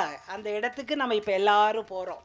அது என்னன்னாங்க, நம்ம மகா பெரியவாளுக்கு ஒரு தம்பி உண்டு. ஏன்னா கேட்காதவன் வந்திருப்பாங்கிறதுனால ரிப்பீட் பண்றேன் நான். ஒரு தம்பி, அவர் பேர் என்னன்னு கேட்டீங்கன்னா, நான் சொன்னேன்ல தம்பியுடையான் படைக்கஞ்சான்னு, அந்த மாதிரி அவர் பேர் சிவன் சார். சிவன் சார் ரொம்ப பழகினவாளுக்கு தெரியும். மகாபெரியவர் 100 துறவினா சிவன் சார் 101 துறவி. பழகினவாளுக்கு தான் தெரியும். அதைத்தான் நான் இன்னைக்கு சொன்னேன். மதிமகாலட்சுமி 2 மகன்களை பெற்றாள். அவளுக்குத்தான் ஆண்டவன் வரத்தை கொடுத்தார். மகன்கள் 2 பேருமே மகான்கள் ஆனார்கள். புள்ள வளர்த்த அப்படி வளர்க்கணும் சார். நீங்க பாருங்க, அன்றாடம் நீங்க தான் சொன்ன விஷயம் இது. இவர் அடிக்கடி என்கிட்ட சொல்லி வருத்தப்படுவார். இந்த கால 18 இயர்ஸ் குழந்தைகள்கிட்ட போய் 18, 20, 22 இதுக்கு மேல நம்ம போய் கேட்க வேண்டாம். ஏன்னா ஓரளவுக்கு பக்குவம் அடியெல்லாம் வந்துடும். 25, 30 வந்துடும். அவங்கள்ட்ட போய் நீங்க கேட்டீங்கன்னா உனக்கு யார் சார் ரொம்ப பிடிக்கும் அப்படின்னு கேட்டிங்கன்னா என்ன சொல்லுவாங்க நீங்கள் நினச்சி பாருங்கள். இன்றைக்குள்ள சூப்பர் ஆக்டர் அவங்களத்தான் சொல்லுவாங்க இல்லையா? விஜயை சொல்லுவாங்க, ஆரிய தம்பி சொல்லுவாங்க, சூர்யா தம்பி, எல்லாரையும் சொல்லுவாங்க. கலைஞர்கள் சிறந்தவர்கள் தான். நான் உங்கள்கிட்ட ஒன்று கேட்குறேன், அந்த மாதிரி காலேஜுக்கு போய் நீங்கள் எல்லாம் ஒரு டெஸ்ட் பண்ணி தம்பி 18 வயசு 16லாம் கூடாது 18 22 அவங்கக்கிட்ட போய் உனக்கு ரொம்ப பிடிச்சது யாரு அப்படின்னு ஒன்னே யாராவது ஒருத்தர் அம்மா அப்பான்னு சொன்னா அவங்க காலில் விழுந்துருங்க சார். மக்கள் குரலாக கேட்கிறேன், சொல்லுவாங்களா சொல்லுங்க? ரொம்ப கஷ்டம். எல்லார் தலையும் ஆடுகின்றது, மறுக்கின்றது. காரணம், இந்த மாதிரி விஷயங்களை அவங்களுக்கு கொண்டு போகாம கையில் ஒரு செல்லை வாங்கி கொடுத்து சீரழிஞ்சு போடான்னு நம்ம சொன்னது நம்ம தானே. நம்மளை மறக்க வச்சோம். இதை நேற்று அவர் சொல்லும்போது எனக்கு ரொம்ப கஷ்டமாக இருந்தது. யார் யாரையோ பேர் ஃபீஸ் கொடுக்குறது அம்மா அப்பா, படிக்க வைக்கிறது அம்மா அப்பா. ஆனால் சுவாமி மகான் நடிக்கிறியான்னு கேட்டப்போ ஆற்றுல கேட்டு வந்து சொல்லட்டுமா அப்படின்னாரு. அதுதான் பக்தி, அங்கதான் பக்தி. குழந்தைகளை வளர்ப்பது என்பது அங்குதான் ஆரம்பிக்கிறது. அப்படித்தான் சிவன் சாரும் நம்ம மகா பெரியவாளும் ஒரு இடத்துக்கு போறாங்க. எங்க தெரியுங்களா? அந்த காலத்துல காஞ்சி மடத்துக்கு பேரு கும்பகோண மடம். இது வரலாறு சொல்கிறது. இளம் துறவி மகா பெரியவா பாலகனாக தம்பி சதாசிவம் பீதாம்பர மையர் முன்னால நிக்கிறார். அவர் இந்திரா மாயாஜால வித்த மந்திர வித்த காட்டுறவர். இந்த மேஜிக்னாலே கொஞ்சம் பயந்தானுங்களே எப்போதும். அந்த மேஜிக், ஆனா ஒரு மேஜிக் மட்டும் பண்ண முடியாது. என்ன தெரியுமா? நல்ல நிகழ்ச்சி இடத்துல ஒரு இளைஞனையாவது வர வைக்க சொல்லுங்க பாப்போம். அந்த மேஜிக் மட்டும் யாராலையும் செய்ய முடியாது. இந்திர மாயாஜால மந்திர வித்த காட்டினாரு. ஒரு கைக்குட்டையை எடுத்தாரு, மந்திரவாதி கீழே போட்டாரு. ஒரு பாம்பு வந்துருச்சு. அந்த பாம்பு பெரிய பாம்பாக மாறி பயமுறுத்தியது. வேடிக்கை பார்த்தோர் எல்லாரும் ஓடினர். அது சிவன் சாரை அந்த பாம்பு என்ன செய்தது, மகானை என்ன செய்தது அப்படின்னு நம்ம சஸ்பென்ஸ்ல விட்டோம் இல்லைங்களா? இன்னைக்கு அதுல இருந்து தொடர்றேன். பாம்பை பார்த்தா பயப்படுவாரு பரமாச்சாரியா. ஏன் தெரியுமா? அந்த 2 மகான்களும் என்ன நினைச்சாங்களா, இது பாம்பா? இல்லை இல்லை இல்லை, பரமசிவன் கழுத்தை சுத்தி கொண்டிருக்கும் அற்புதமான சின்னம் அது. நம்முடைய எண்ணம் வண்ணம்லாம் பாம்புல இருக்கு. அவருக்கு பாம்பை பார்த்தாலும் சிவன் தெரியுது சார். அதான் பக்தி. இந்த பக்தியை நம்ம மனசுல வச்சுக்கணும். உடனே சிவன் சாருக்கும் மகாபெரிவாளுக்கும் அதை பார்த்து பயம் வரல. 2 பேருமே அதை சதாசிவத்தின் பாம்பு என நினைத்தார்கள். அன்னைக்கு கண்ணதாசன் பாடினாரு, பரமசிவன் கழுத்தில் இருந்து பாம்பு கேட்டது, கருடா சௌக்கியமா இருக்கும் இடத்தில். இது எல்லாருக்கும் தெரியணும். பொண்ணு புள்ள அங்கீகரிக்கலையா, அந்த ஆத்துல இருக்கக்கூடாது. இருக்கும் இடத்தில் இருந்து கொண்டால் கருடன் சொன்னது பாதி மக்கள் பாடினார். அதில் அர்த்தம் உள்ளது. ஏன்னா அவனுக்கு ஒரு பிளேஸ் இருக்கு, அங்க இருன்னு சொல்றார். எங்கப்பா என்ன சொல்றாங்க, இந்த பாம்புக்கு பாட்டு கவிஞர் கண்ணதாசனும் அப்பாவும் ஒன்னா இருந்தவங்க, அப்படியா ஒன்னா வளர்ந்தவங்க, NSK கம்பெனில ஒன்னா இருந்தவங்க, ரொம்ப க்ளோஸ் ஆனவங்க. நல்ல விஷயத்துல மட்டும் அதுவும் சொல்லணும் இல்ல, இப்படி கண்ணதாசன் சொன்னாலே ரசிப்பார். அது கலைஞர்களுக்கு புரியும். கண்ணதாசன் சொன்னாலே அண்ணே அண்ணே சைவமாவே வாழ்ந்துறதுன்னு முடிவு பண்ணிட்டீங்களா? இது கண்ணதாசன் கேட்ட கேள்வி. கொஞ்சம் அப்படி சொன்னவர். ஆனா 2 பேரும் ஒன்னா 3 வருஷம் ஒரே வீட்டுல இருந்தவங்க. அவர் எழுதின பாட்டு அது. எங்க அப்பா எழுதின பாட்டு மகாபெரிவா கையை வசத்தி அனுபவிச்ச பாட்டு, ஆசீர்வதிச்ச பாட்டு. இந்த பாட்டை நீங்க கேட்காம இருக்கலாமா? அதனால் பாடுகின்றேன். இந்த பாட்டு இது ஒரு கருத்து வேற சொல்றாங்க அப்பா இதுக்குள்ள. நாமம் தன்னை கொண்டிருக்கும் நல்ல பாம்பே, சிவ நாதர் தலை வந்ததென்ன சொல்லு பாம்பே. நாமம் தன்னை கொண்டிருக்கும் நல்ல பாம்பே, சிவநாதர் தலை வந்ததென்ன சொல்லு பாம்பே. நாமம் தன்னை கொண்டிருக்கும் நல்ல பாம்பே, சிவநாதர் தலை வந்ததென்ன சொல்லு பாம்பே. சுவாமி அவன் தேகத்திலே என்ன உறவோ, சுவாமி அவன் தேகத்திலே என்ன உறவோ, சிவகாமியவளும் காண தனி உறவோ, சிவகாமியவளும் காண தனி உறவோ. ஆடு பாம்பே விளையாடு பாம்பே, ஆடு பாம்பே விளையாடு பாம்பே. பாம்பே நாமம் தன்னை போட்டிருக்கிறாய், நாமம் தன்னை போட்டிருக்கிறாய். ஆனால் நீ நாமம் தன்னை போட்டா அவர் கழுத்துல சுத்தி இருக்கணும், திருமால் கழுத்துல சுத்தி இருக்கணும். ஆனா நீ யார் கழுத்தை சுத்துகிறாய்? பரமசிவன் கழுத்தை இல்லவா சுத்தி இருக்கிறாய். என்ன சொல்கிறாய் தெரியுமா? அப்பா பூலோகத்துல என்னால இதுக்கும் சண்டை வரும்பா. அப்ப நீ என்ன செய்யற, பேசுறவங்களை கூப்பிட்டு சொல்ல வச்சா அந்த பேச்சுல சண்டை விவாதம் இடம் வரைக்கும் போயிடும்பா. அதனால அந்த சண்டை வேண்டாம். இவாளு ஒண்ணுங்கிறதுக்காகத்தான் நாமம் தன்னை போட்டுக்கிட்டு சிவபெருமா கழுத்தை சுத்திக்கிட்டு சைவமும் வைணமும் ஒண்ணுதான் ஒரு ஒருமைப்பாட்டை சொல்கிறாயே, அதுக்காக பாம்பே உன்னை வணங்குகிறேன். ஆமா சுத்திக்கிட்டே இருக்கியே, மீனாட்சி சிவகாமி உன்னை அப்படியே நெருங்கிக்கிட்டே இருக்கிறாள. சுவாமி அவன் தேகத்திலே என்ன உறவோ அது சிவகாமி அவளும் காணா. அப்பா உமா மகேஸ்வரி கூட கொஞ்சமா தானே சுத்தி இருக்கா, கொஞ்சமா தானே நெருங்குறா. பார்வதி கூட ரொம்ப அளவா தானே நெருங்குறா. பாதி இருந்தாலும் அவ ஒரு அளவா தானே இருக்கா. ஆனா நீ அப்படியே கழுத்தை கட்டி பிடிச்சிட்டு இருக்கியே, இந்த அன்பு எப்படிப்பா வந்தது? ஆடு பாம்பே விளையாடு பாம்பே, ஆடு பாம்பே விளையாடு பாம்பே. வளைந்து வளைந்து நீயும் வாழுகிறாய், ஒரு வாழ்க்கை தத்துவத்தையே சொல்லுகிறாய். பாம்பே வளைந்து வளைந்து வாழுகிறாய், நீ என்ன தெரியுமா சொல்லுகிறாய்? என்ன மனுஷா, ஸ்ட்ரைட் ஃபார்வர்டா இரு, நிமிர்ந்து போ, திமிரிக்கிட்டு போகாத. அதத்தான் சொல்லி கொடுத்து எந்த இடத்துல போகும்போது எப்படி போகணும் அப்படிங்கறத வளைஞ்சு வளைஞ்சு வளைஞ்சு வளைஞ்சு நான் உங்களுக்கு ஒண்ணு சொல்றேன். மயிலாப்பூர்ல சொல்லாம எப்படி பரதநாட்டியமே நடந்தாலும் ஒரு பாம்பு டான்ஸ் இல்லாம இருக்குமா சார்? அத பார்க்க மாட்டோமா சார்? ஒரு குழந்தையோட டான்ஸ பார்க்கணும்னா அந்த பாம்பை வச்சுதானே நம்ம முடிவு பண்றோம். அந்த டான்ஸ்ல என்ன சிறப்பு சொல்லுங்க பாப்போம். குழந்தை நல்லா வளையறாளான்னு பாப்போம், சரியா வளையறாளான்னு பாப்போம். பாம்புக்கே வளைந்து கொடுக்கும் குணம் இருப்பதனால் மனுஷா எந்த இடத்துல நேரா இருக்கணுமோ நில்லு. நேர்மை வேறு, தூரிக்கிட்டு இருப்பது வேறு.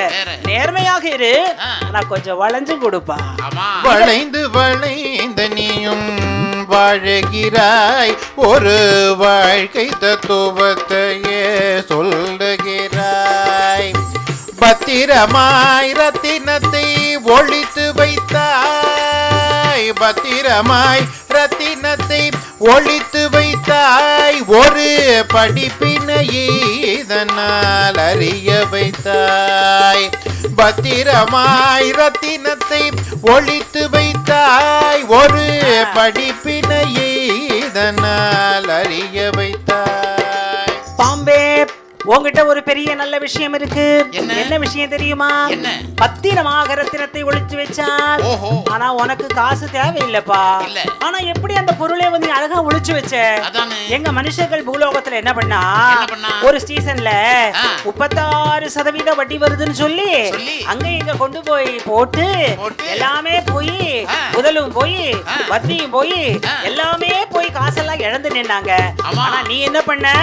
பத்திரமாய் ரத்தினத்தை ஒளித்து வைத்து மனுஷா உனக்கு கிடைக்கிற பொருளை நீ பத்திரமா பாதுகாத்துக்கோ அப்படின்ற ஒரு அறிவை கொடுக்கறதுக்காகத்தான் அந்த நாகரத்னத்தை பத்திரமா நீ கொட்ட, அதை எடுத்து ஒரு மன்னன் அங்க கொண்டு போய் கொடுக்க, கன்னியாகுமரிக்கு மூக்குத்தியா வந்து கீழே கிடந்த பொருள் அம்மனுடைய அருளாச்சே.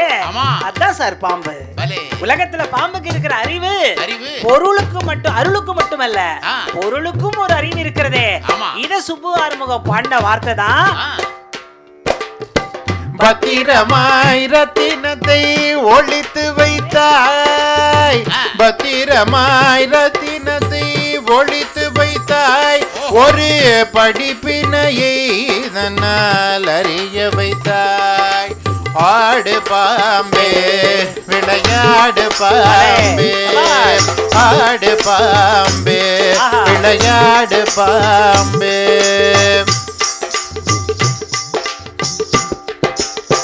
நன்றி கொன்ற மாடுமனை நீ எதிர்த்து உந்தன் நஞ்சு தன்னை அவர்களுக்கே பயன்படுத்து.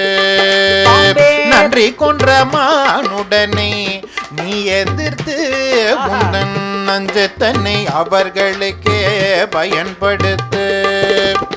பாம்பே, உனக்கு ஏன் தெரியுமா கடவுள் விஷத்தை கொடுத்திருக்கார்? சொல்லுங்க பாப்போம். தெரியல. விஷயமாத விஷத்தை கொடுத்திருக்கார்.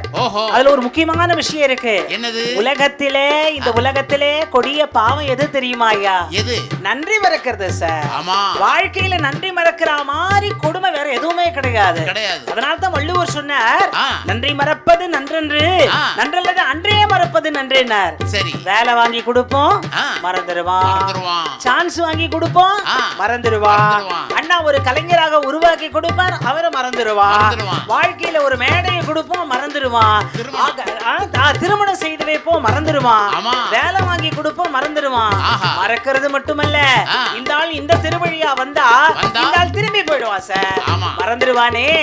அதனால நன்றி மறக்காம இருக்கணுங்கிறதுக்காகத்தான் பாம்பே உன் விஷத்தை கொடிய பாவமாகிய இந்த பூலோகத்துல நன்றி மறக்கிறவன் யார் யாரோ அவனுக்கு உன் விஷயத்தை பயன்படுத்து, உன் விஷயத்தை பயன்படுத்து. மகாத்மா காந்தி பாம்பு கொத்தி சாவல இல்லை, நினைச்சு பாருங்க. இந்த உலகத்திலே இறந்த மகான்கள் யாருமே பாம்பு கடிச்சு இறக்கவில்லை. அப்புறம் ஏன் சார் அதை பார்த்து பயப்படுறீங்க? அது படம் எடுத்தால் பயப்பட வேண்டாம். நல்லவரை அந்த பாம்பு ஒன்றுமே செய்யாது. அதனால தான் அது நல்ல பாம்பு, நல்லவர்களுக்கே உரிய பாம்பு, நல்ல பாம்பு, சொல்லும் பாம்பு, வல்ல பாம்பு. அதனால நன்றி கொன்ற மானுடரை நீ எதிர்த்து இந்த நஞ்சுதனை அவர்களுக்கே பயன்படுத்துன்னு எழுதுறாரு எங்க அப்பா. நன்றி கொன்ற மானுடனே நீ எதிர்த்து உந்தன் நஞ்சு தன்னை அவர்களுக்கே பயன்படுத்து. காசு பணம் தேவையின்றி படம் எடுத்து, காசு பணம் தேவையின்றி படம் எடுத்து என்றும் கலை வளர்ப்பதே உந்தன் தலையெழுத்து. காசு பணம் தேவையின்றி படம் எடுத்து என்றும் கலை வளர்ப்பதே உந்தன் தலையெழுத்து.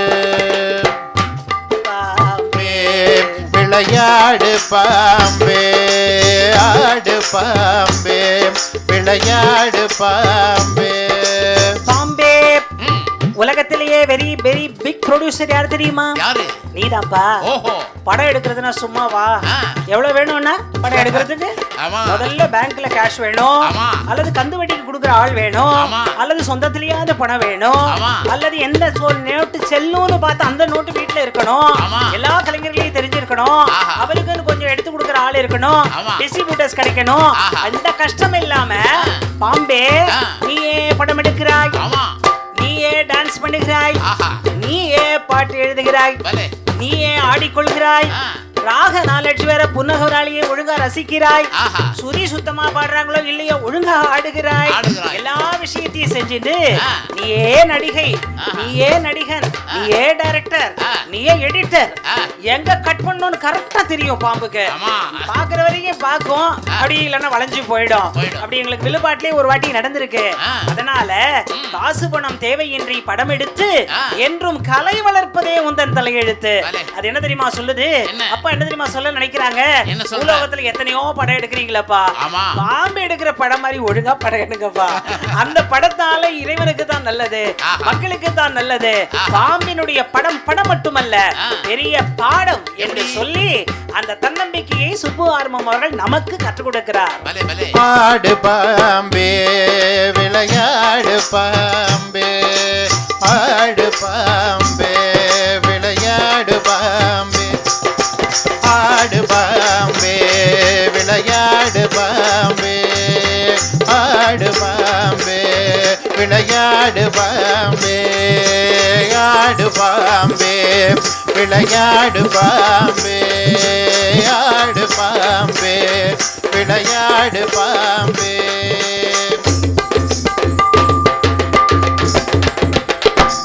சபாஷ். ஜய ஜய சங்கர ஹர ஹர சங்கர, ஜெய ஜெய சங்கர ஹர ஹர சங்கர, ஜய ஜய சங்கர ஹர ஹர சங்கர, ஜெய ஜெய சங்கர ஹர ஹர சங்கர, ஜய ஜய சங்கர ஹர ஹர சங்கர, ஜெய ஜெய சங்கர ஹர ஹர சங்கர, ஜய ஜய சங்கர ஹர ஹர சங்கர, ஜெய ஜெய சங்கர ஹர ஹர சங்கர, ஜய ஜய சங்கர ஹர ஹர சங்கர, ஜெய ஜெய சங்கர ஹர ஹர சங்கர, ஜய ஜய சங்கர ஹர ஹர சங்கர. ஜெய ஜெய சங்கர ஹர ஹர சங்கர. பிரதோஷம் மாமாவுக்கு ஏற்பட்ட அனுபவத்தை இப்ப சொல்ல போறோம். ஆஹா. அவர் யாருன்னா பரமாச்சாரியாளுக்கு மிக மிக மிக மிக மிக நெருங்கியவர். ஓ. 96வது வயசுல ம். பரமாச்சாரியாள் காலடி முதல் காஞ்சி வரை வில்லுப்பாட்ட அப்பாட்ட கேட்டப்போ ம். இந்த சைட்ல உட்கார்ந்து இருந்தது கடம் விநாயகராம் அண்ணா, ஓ. இந்த சைட்ல உட்கார்ந்து இருந்தது அவர் தம்பி ராமச்சந்திரன் அண்ணா, பலே. பக்கத்துல சத்ரபதி பாலு அண்ணா. ம். இப்படியெல்லாம் கர்நாடக இசை ஜாம்பவான்கள் உட்கார்ந்து அலங்கரித்த மேடை தான் வில்லுப்பாட்டு மேடை. ஓ. ஒரு பெரிய விஷயம் பலே. சார். இது ஃபோக்லோர் சார். அது என்ன மூஞ்சியே அப்படின்னு ஃபோக்லோருக்கு பல்கலைக்கழகங்கள் இடம் கொடுக்க போகின்றன. பின்புதான் மக்கள் திரும்பி பார்க்க போகிறோம். ஆஹா. இந்த நாட்டிற்கு மகாத்மா காந்தியை கொடுத்தது ஒரு ம். தெருக்கூத்து. ஓ. நாடகக்கலை வல்லுநர்கள் பெருமைப்பட வேண்டும். ஆமா. இதெல்லாம் நீங்க உங்க நாடகத்துல சொல்வீங்க, சொல்லிட்டு இருக்கீங்க, சொல்லணும். ஆஹா. ஏன் தெரியுமா? ஏன்? ஹரிச்சந்திரா கூத்து பார்த்தார். ம். ஹரிச்சந்திரா கூத்து பார்த்த உடனே ஆ. அவங்க அம்மாட்ட என்ன தெரியுமா கேட்டார்? அதை தான் நான் சொல்ல போறேன் இப்ப. விஷயமே அதை வச்சுதான். ஆஹா. அவங்க அம்மாட்ட என்ன தெரியுமா கேட்டார்? என்ன கேட்டார்? நீங்க ஹரிச்சந்திரா கூத்து பார்த்தா என்ன நினைச்சிருப்பீங்க? அதுல அந்த ஹரிச்சந்திரன் வேஷம் போட்டா எப்படி இருக்கும்? ஏன்பா எனக்கு கஷ்டம் கொடுக்குறது?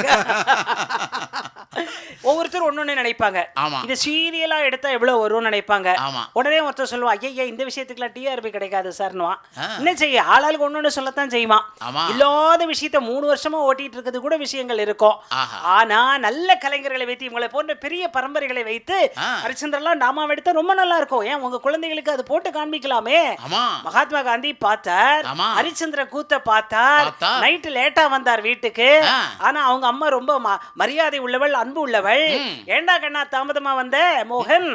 ஒன்னும் இல்லம்மா, ஹரிச்சந்திரன் கூத்து பார்த்து. பார்த்து. அப்படியா? ம். ரொம்ப சந்தோஷம்ப்பா. ம். அதுல என்ன தெரிஞ்சது உனக்கு? ஆஹா. அம்மா எனக்கு நிறைய விஷயம் தெரிஞ்சது. ஆ. உங்ககிட்ட ஒரு கேள்வி கேட்பேன். அம்மா கிட்ட கேள்வி. கேள்வி கேட்டார். ம். என்னடா கண்ணா மோகன்? ம். தாய் அன்பா பேசுவா. ஆஹா. அந்த தாய்க்கு தான் நல்ல குழந்தை பிறக்கும். ஆ. அன்பா பேசி என்னப்பான்னு கேட்டா.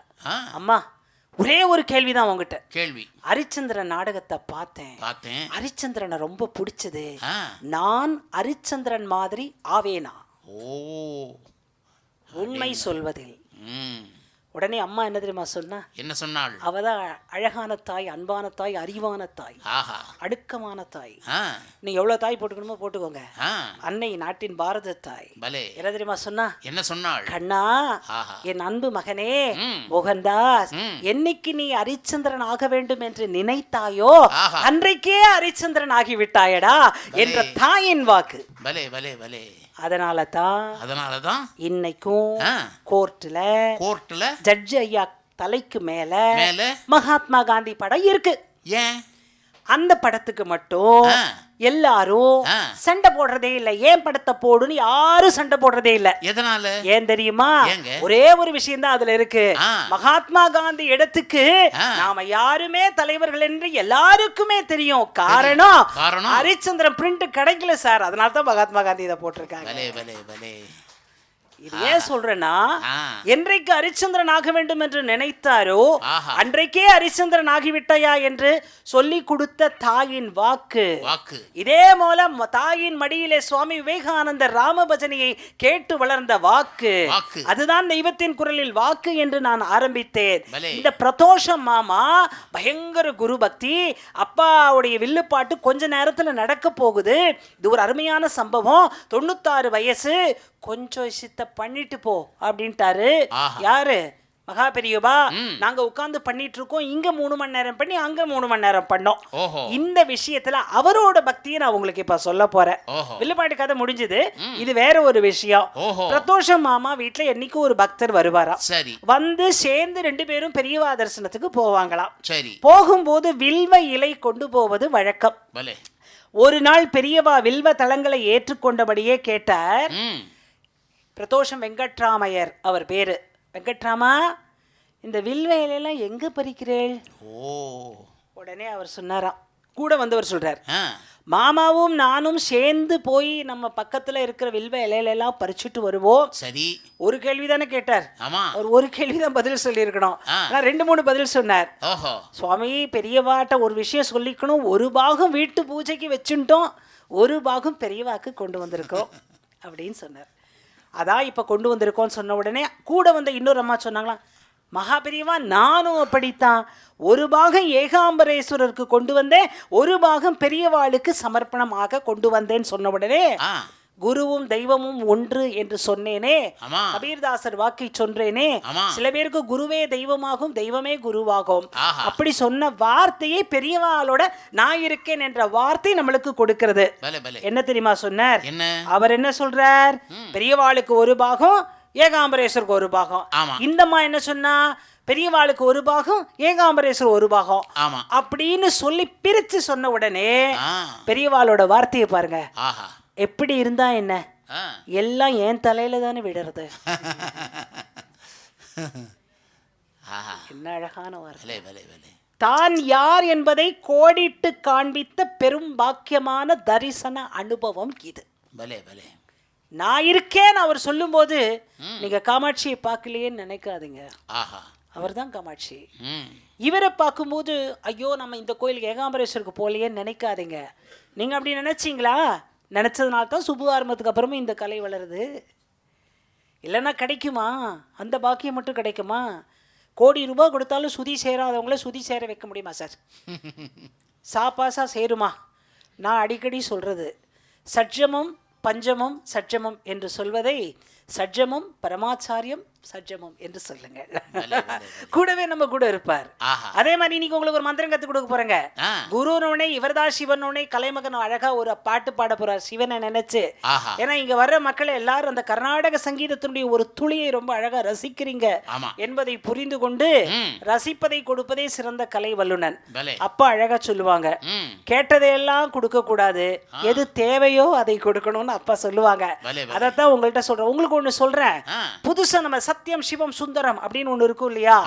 அந்த மாதிரி நம்ம சங்கர மண்டலத்துக்கு எங்க அப்பாவோட ஆசீர்வாதத்துல அடியேன் ஒரு மந்திரத்தை நம்ம எல்லாரோடையும் பகிர்ந்துக்கிறேன். ஷேர் பண்றேன்ற வார்த்தையை இப்ப நல்லா இல்ல, அதனால பகிர்ந்துக்கிறேன்னு சொல்றேன். என்ன தெரியுமா? சத்தியம் சத்வம் சங்கரம். இந்த வார்த்தையை நாம் எழுதி கொண்டு தினசரி மந்திரமாக சொல்ல போனால் நம்மளோட பெரியவா அனுகிரகமாக இருப்பார் என்பதை அப்ப அனுபவமாக உணர்ந்ததுனால உங்களுக்கு நான் சொல்கிறேன். ஆக குருவே தெய்வம், தெய்வமே குரு. சார், குரு அப்படிங்கிற வார்த்தைக்கும் தெய்வம்ங்கிற வார்த்தைக்கும் ரொம்ப கிட்ட அதாவது அந்த நாள்லங்க நான் உங்க ஃபீல்டுக்கே வரேனே, எல்லாருக்கும் புரிஞ்ச விஷயம், புரிய வேண்டிய விஷயம் தான். சரி, அந்த நாள்ல டீச்சர்ங்கிறவங்க சேர்ல உட்கார்ந்துருப்பாங்க. ஆமா, பசங்க நிப்பாங்க. நீங்க பழைய கால ராமாயண கால வசிஷ்ட சீன் எல்லாம் எடுத்து பாருங்களேன். ஆமா, வசிஷ்டர் உட்கார்ந்துருப்பார், நல்லா இப்படி தாண்ட வச்சுட்டு இப்படி உட்கார்ந்துருப்பார், சுத்தி பசங்கள்லாம் நிப்பாங்க. இப்ப என்ன சீன் சார்? இப்ப பிள்ளைங்களாம் உட்கார்ந்துருக்கோம், ஆசிரியர் நின்னுதான் நடத்தணும். காலமே மாறி போச்சு. நீங்க ஏதோ ஒரு ஆசிரியர் அந்த திருவிக்கா சொன்னார்னு சொல்லுவீங்களே, அதாவதுங்க ஆசிரியர் மாணவர்கிட்ட சொல்றாரு, சரி நான் எங்கெங்கெல்லாம் படிச்சேன் தெரியுமா? எங்க ஊவே சாமிநாதையர் கிட்ட படிச்சவன், தேப்போ மீனாட்சி சுந்தரம் கிட்ட படிச்சவன், சரி அப்பேற்பட்ட ஆசிரியர் பரம்பரையில படிச்சவன்டா நானு. சரி அப்படின்னு பையன் சொன்னான், என்ன ரொம்ப கொடுத்து வச்சவர் சார், அதானே ரொம்ப நல்ல வாத்தியார்கிட்டயா படிச்சீங்க, எனக்கு கிடைச்சது நீங்க தான். இப்படிதான் இருக்கிறது. பசங்க உண்மை இப்படி பளிச்சுன்னு சொல்ல. ஆனால் கபீர்தாசர் சொன்ன மாதிரி குருவும் தெய்வமும் ஒன்றே என்ற வார்த்தையை விளக்குறதுக்கு ஒரே ஒரு வார்த்தையை சொல்லிட்டு அடியேன் அடுத்த அனுபவத்துக்கு சொல்றேன். ஜெய ஜெயசங்கர கோஷ்டத்துல எல்லாரும் கலந்துக்கோங்க. என்னன்னா, அப்துல் கலாம் கேட்டாங்களாம், அப்துல் கலாம் வாழ்க்கை வரலாற்றை அப்துல் கலாம் ஐயா பாரத ஜனாதிபதி, முன்னாள் பாரத ஜனாதிபதி அவர்கள் வீட்டில் ஒண்ணு நடந்தது, அதை சொல்றேன். அதுவும் ஒரு அனுபவம் தானே. அப்துல் கலாம் ஐயா வீட்டில் வில்லுப்பாட்டு நடத்தணும், கூப்பிட்டுருக்கார். குரு அதில் டாப்பிக்கில் தான் நிற்கிறேன், டாபிக் தள்ளி போய் சுயபுராணம் சொல்லலை, ஓகேவா? உட்காந்துருக்கோம், நாங்கள் ரெடியாக போயிட்டோம். 2 மணிக்கே வில்லு பானை எல்லாம் தூக்கிட்டு போயாச்சு. அவர் 3 மணிக்கு எங்களுக்கு அப்பாயின்மெண்ட். ஷெரிடன் ஐயா கூட்டு போகிறார். நாங்கள் எல்லாம் கீழே ஜமக்கான விரித்து உட்காந்துட்டு எப்படா வருவார் அப்படின்னு பார்த்துட்டு இருக்கும்போது ஷார்ப்பு 2:59 உள்ளே வர்றார். இந்த காலத்தை எப்படி கடவுளாக மதிக்கிறார். உள்ளே வந்தோடனே அப்பா உடனே எழுந்து போய் எல்லாம் கொடுத்தா, நாங்கள் எல்லோரும் கொடுத்து எல்லாரையும் நல்லா பேசினார். அந்த பேசினதெல்லாம் பிறகு பேசிக்கலாம். அப்புறம் நாங்கள் வில்லுப்பாட்டை ஆரம்பிக்கும் போது ஒரு கலைஞன் நாங்கள் கீழே தான் அமரணும் சார், இல்லைண்ணா நாடகம்னா நாங்கள் நின்று பண்ணலாம், நாங்கள் இது உட்கார்ந்து சொல்லும் கலை, நாங்கள் கீழே உட்கார்ந்து பண்ணோம். உட்கார்ந்து பண்ணும்போது அவர் வீடு சார், அவர் சோஃபா சார், அவரோட இருக்கைகள் சார், அவர் எதுலேயுமே உட்காரல, பேண்ட்டும் டிஷர்ட்டும் தான் அணிந்திருந்தார். முன்னாள் ஜனாதிபதி அப்பொழுது அணிந்திருந்தார். எங்கள் அருகில், அதுவும் இவங்கிட்ட கலைமகன் 12th ஸ்டாண்டர்ட் படிக்கிறான், அப்போது அவன் கிட்டக்க அமைதியாக கீழே உட்கார்ந்தார் தரையில். முன்னாள் இந்திய ஜனாதிபதி ஒரு எளிமையான வில்லிசை கலைஞனுக்கு கொடுத்த மரியாதை இருக்கிறதல்லவா, அன்றைக்கே ஒரு ஆசிரியரின் பெருமையை அடியேன் உணர்ந்தேன். எவ்வளவு ஒரு பண்பாடு. இப்ப ஒண்ணுமே இல்லாம கால் மேல காட்டு உட்கார்ந்துக்கிறோமே, ஒண்ணுமே இல்லாம செய்யறோமே, ஆனால் அந்த ஒரு அற்புதமான உள்ளம் அப்படி கீழே உட்கார்ந்தது. நம்ம உடல்ல சரியில்லைன்னா நம்மளும் உட்காரோம், ஃப்ளைட்டில் போனால் அப்படி தான் கஷ்டப்பட்டு கால் மேலே கால் போட்டு தான் உட்காந்துப்போம். ஆனாலும் அந்த பண்பாடை அவரிடமிருந்து கற்றுக்கொண்டேன். ஆனால் அவர் சொன்ன வார்த்தை என்ன தெரியுமா சொன்னார்? என்ன சொன்னார்? என் அறிவுக்கு என்னை பாராட்டாதீர்கள், என் ஆசிரியரை பாராட்டுங்கள். மகாபெரியவர் சொல்லும் வார்த்தை. நான் இன்றைக்கு இப்படி தேர்ந்தெடுக்கப்பட்டு இந்த பதவிக்கு வந்திருக்கிறேன் என்றால் என்னுடைய விஷயம் அல்ல, 67வது பீடாதிபதி எனக்கு கொடுத்த தீட்சை. இதுதாங்க விஷயம். சுவாமி நரேந்திரட்ட போனீங்கன்னா என்கிட்ட ஒண்ணுமே இல்ல, பரமஹம்சருடைய அருள். ஆக நம்ம பெருமைகளை எல்லாம் தள்ளுகிறோம் பாத்தீங்களா குரு கிட்ட, உடனே குரு ஆசீர்வாதத்தை தள்ளி விடுவார். அதுதான் நம்மளுக்கு வேணும். அப்ப அவர் சொன்ன வார்த்தை என்னவோ, அப்துல் கலாம் அவர்கள் இருந்து நிகழ்ச்சியை கேட்டு ரசித்து தேசியமும் தெய்வீகமும் நடந்ததுன்னு சொன்னாரு. அதெல்லாம் நம்மளுடைய சொந்த விஷயம்னு வச்சுக்கோங்க. இந்த விஷயத்தை சொல்லிட்டு அவர் ஒரு விஷயம் சொன்னார். அடுத்த உங்களுடைய பதவி காலத்திற்கு பின்பு நீங்கள் மீண்டும் பதவிக்கு ட்ரை பண்ணுவீர்களா அல்லது என்னவாக வேண்டும் என்று ஒரு கேள்வி கேட்கிறார். சரி, யார் நிருபருக்கு கேள்வி கேட்கறதான வேலை. அழகா அந்த கேள்வியை கேட்டார். அதுக்கு அவர் என்னமா சொன்னாரு? என்ன சொன்னார்? நான் மீண்டும் ஆசிரியராகவே விரும்புகிறேன். இது ஒரு பெரிய கிளாஸ் கொடுங்க அவருக்கு. அத மாதிரியே பாடம் எடுத்துக்கிட்டு இருக்கும் போதே போய் சேர்ந்தார். இதெல்லாம் தான் நம்ம குருவின் பெருமையை தெரிந்து கொள்ள வேண்டும். நீங்க குருன்னு சொல்லும் போது நானும் ஒரு ஆசிரியரா இருக்கிறதுனால இந்த கோவிட் டைம்ல ஆசிரியர் பணியில ஒரு ரொம்ப கஷ்டமான ஒரு பணி என்ன தெரியுமா? என்ன? ஆன்லைன் கிளாஸ்ன்றது. அது அனுபவிச்சவங்களுக்கு எல்லாருக்கும் தெரியும். ஒரு சின்ன விஷயம் நீங்க சொன்னோன்னே ஞாபகம் வந்தது. சரி. ஒரு பையன் ரொம்ப ஆர்வம், ஒரு காலேஜ் ஃபர்ஸ்ட் இயர் இருக்கும், ஆன்லைன் கிளாஸ்லாம் தேடி, மியூசிக் கிளாஸ்லாம் தேடி, ரொம்ப யதார்த்தமா நடந்தது. ஆன்லைன் கிளாஸ்ல வந்து ஜாயின் பண்ணான். சார் எனக்கு பாட்டு கத்துக்கணும். ஆர்வத்துக்கு பயங்கர டிக்கு. ஆமா, அபூர்வ, ரொம்ப அசாத்தியமான ஆர்வம், பாராட்டி ஆகணும். ஆனா ஸ்ருதியே சேரல. ரொம்ப முக்கியம் ஸ்ருதி. ஆமா, சாப்பாசா சேர்ந்தாதான் சரளி வரிசை, ஜெண்ட வரிசை எல்லாம் போக முடியும். ஆமா. ஒரு வாரம் ஆச்சு, 2 வாரம் ஆச்சு, நானும் பாக்குறேன் சரளி வரிசை போது, ஜெண்ட வரிசை போது, ஸ்ருதி சேரல. சரின்னு பார்த்தேன். கொஞ்சம் இந்த லாக்டவுன்லாம் முடிஞ்சுது. சரி, எப்போ ஆன்லைன் கிளாஸ் வேண்டாம், நேர்ல வா. ஏன்னா ஆன்லைன்ல இந்த ஸ்ருதி கேட்காது, இந்த கஷ்டம்லாம் இருக்கு. ஒரு ரொம்ப ரொம்ப ஈஸியா ஒன்று சொல்லிடுவாங்க, சார் நீங்க பாடுறது கேட்கல சார், நெட்வொர்க் இஷ்யூ. இது அடிக்கடி கேட்ட ஒரு வார்த்தை, நெட்வொர்க் இஷ்யூ. சரிப்பா, இந்த ஆன்லைன்லாம் போட்டோம், நீ நேர்ல வா. பரம்பரையா இசை கத்து கொடுக்கறது எப்படின்னா நேர்ல தான். நேர்ல தான் பெரிய குருக்கள் கிட்டலாம் சிஷ்யம் பண்ணிக்கணும். அதனால நீ நேர்ல வா, நேர்ல கண்டினியூ பண்ணலாம். நேர்ல வர சொன்னேன். சரி, வந்தான். ஒரு 6 மாசம் ட்ரெயின் பண்ணான். எங்க கீதம்லாம் வந்தாச்சு, மலஹரி முடிச்சாச்சு, சுத்த சாவேரி முடிச்சாச்சு. கடைசி வரைக்கும் ஸ்ருதி சேரல. என்னங்க? அதாவது அவன் ராகம் ஒண்ணுதான் பாடுறான், ராக மாலிகாவும் கேக்குது, ஸ்ருதி மாலிகாவும் கேக்குது. 8 கட்டைக்குள்ள இருக்கு. சரி, ஏதோ கொஞ்சம் இன்னும் ஒரு 4 மாசம் கத்துக்கிட்டு ஒரு ஆல்மோஸ்ட் 1 வருஷம் வந்தது. சரி, ஒன்று கேட்டான், சார் எனக்கு ஒரு வாய்ப்பு கிடைச்சிருக்கு பாடுறதுக்கு. இங்க பக்கத்துல ஏதோ ஒரு சின்ன கூட்டத்துல தன்னோட ஃபிளாட்ல பாடுறதுக்கு வாய்ப்பு கிடைச்சிருக்கு. சரி, இன்னும் என்னன்னா ஸ்ருதி சேரல. 1 வருஷம் இருக்கு, ஸ்ருதி சேரல. நான் ரொம்ப கஷ்டப்பட்டேன். ஆனா வாய்ப்பு வந்துடுச்சு. அப்போ ஒன்று சொன்னான், சார் என்ன மாதிரி ஆர்வமுள்ள இசைக்கலைஞர்களை பாட விடாம பண்றது இந்த ஸ்ருதி பாக்ஸ் சார். ஸ்ருதி சேர மாட்டேங்குதுன்னே சொல்லிட்டு இருக்கீங்க, இந்த பாக்ஸால தான் சார் என்னால பாட முடியல அப்படின்னு சொன்னான். சரி, நகைச்சுவையா இருந்ததுன்னு விட்டுட்டேன். சரின்னு கடைசியில உண்மையாவே அவனுக்கு ஒரு 1/2 மணி நேரம் நான் என்னென்ன பாடல்கள்லாம் கத்து கொடுத்தேனோ பாடுறதுக்கு ஒரு வாய்ப்பு கிடைச்சிது அவன் ஃபிளாட்ல. அப்போ சொன்னான் அந்த மாதிரி, சார் 1/2 மணி நேரம் பாட போறேன், ஒரு குரு தட்சணையா நான் ஏதாவது உங்களுக்கு பண்ணணும் சார். ஏன்னா 1 வருஷம் கிட்டத்தட்ட ஆன்லைன்லயும் கஷ்டப்பட்டிருக்கீங்க, ஆஃப்லைன்லயும் கஷ்டப்பட்டிருக்கீங்க. ஸோ அதனால கஷ்டப்பட்டு கத்து கொடுத்துருக்கீங்க. இந்த ஸ்ருதி பாக்ஸையும் மீறி எனக்கு கத்து கொடுத்துருக்கீங்க.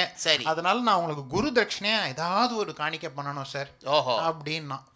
அப்போ நான் சொன்னேன், சரிப்பா தம்பி, குரு தட்சணைனா இதை பண்ணு, நீ பாடு, ஒரு 1/2 மணி நேரம் பாடின பிறகு யாருக்கிட்ட கத்துக்கிட்டேன்னு கேட்பாங்க. ஆமா, என் பேரை மட்டும் சொல்லாத,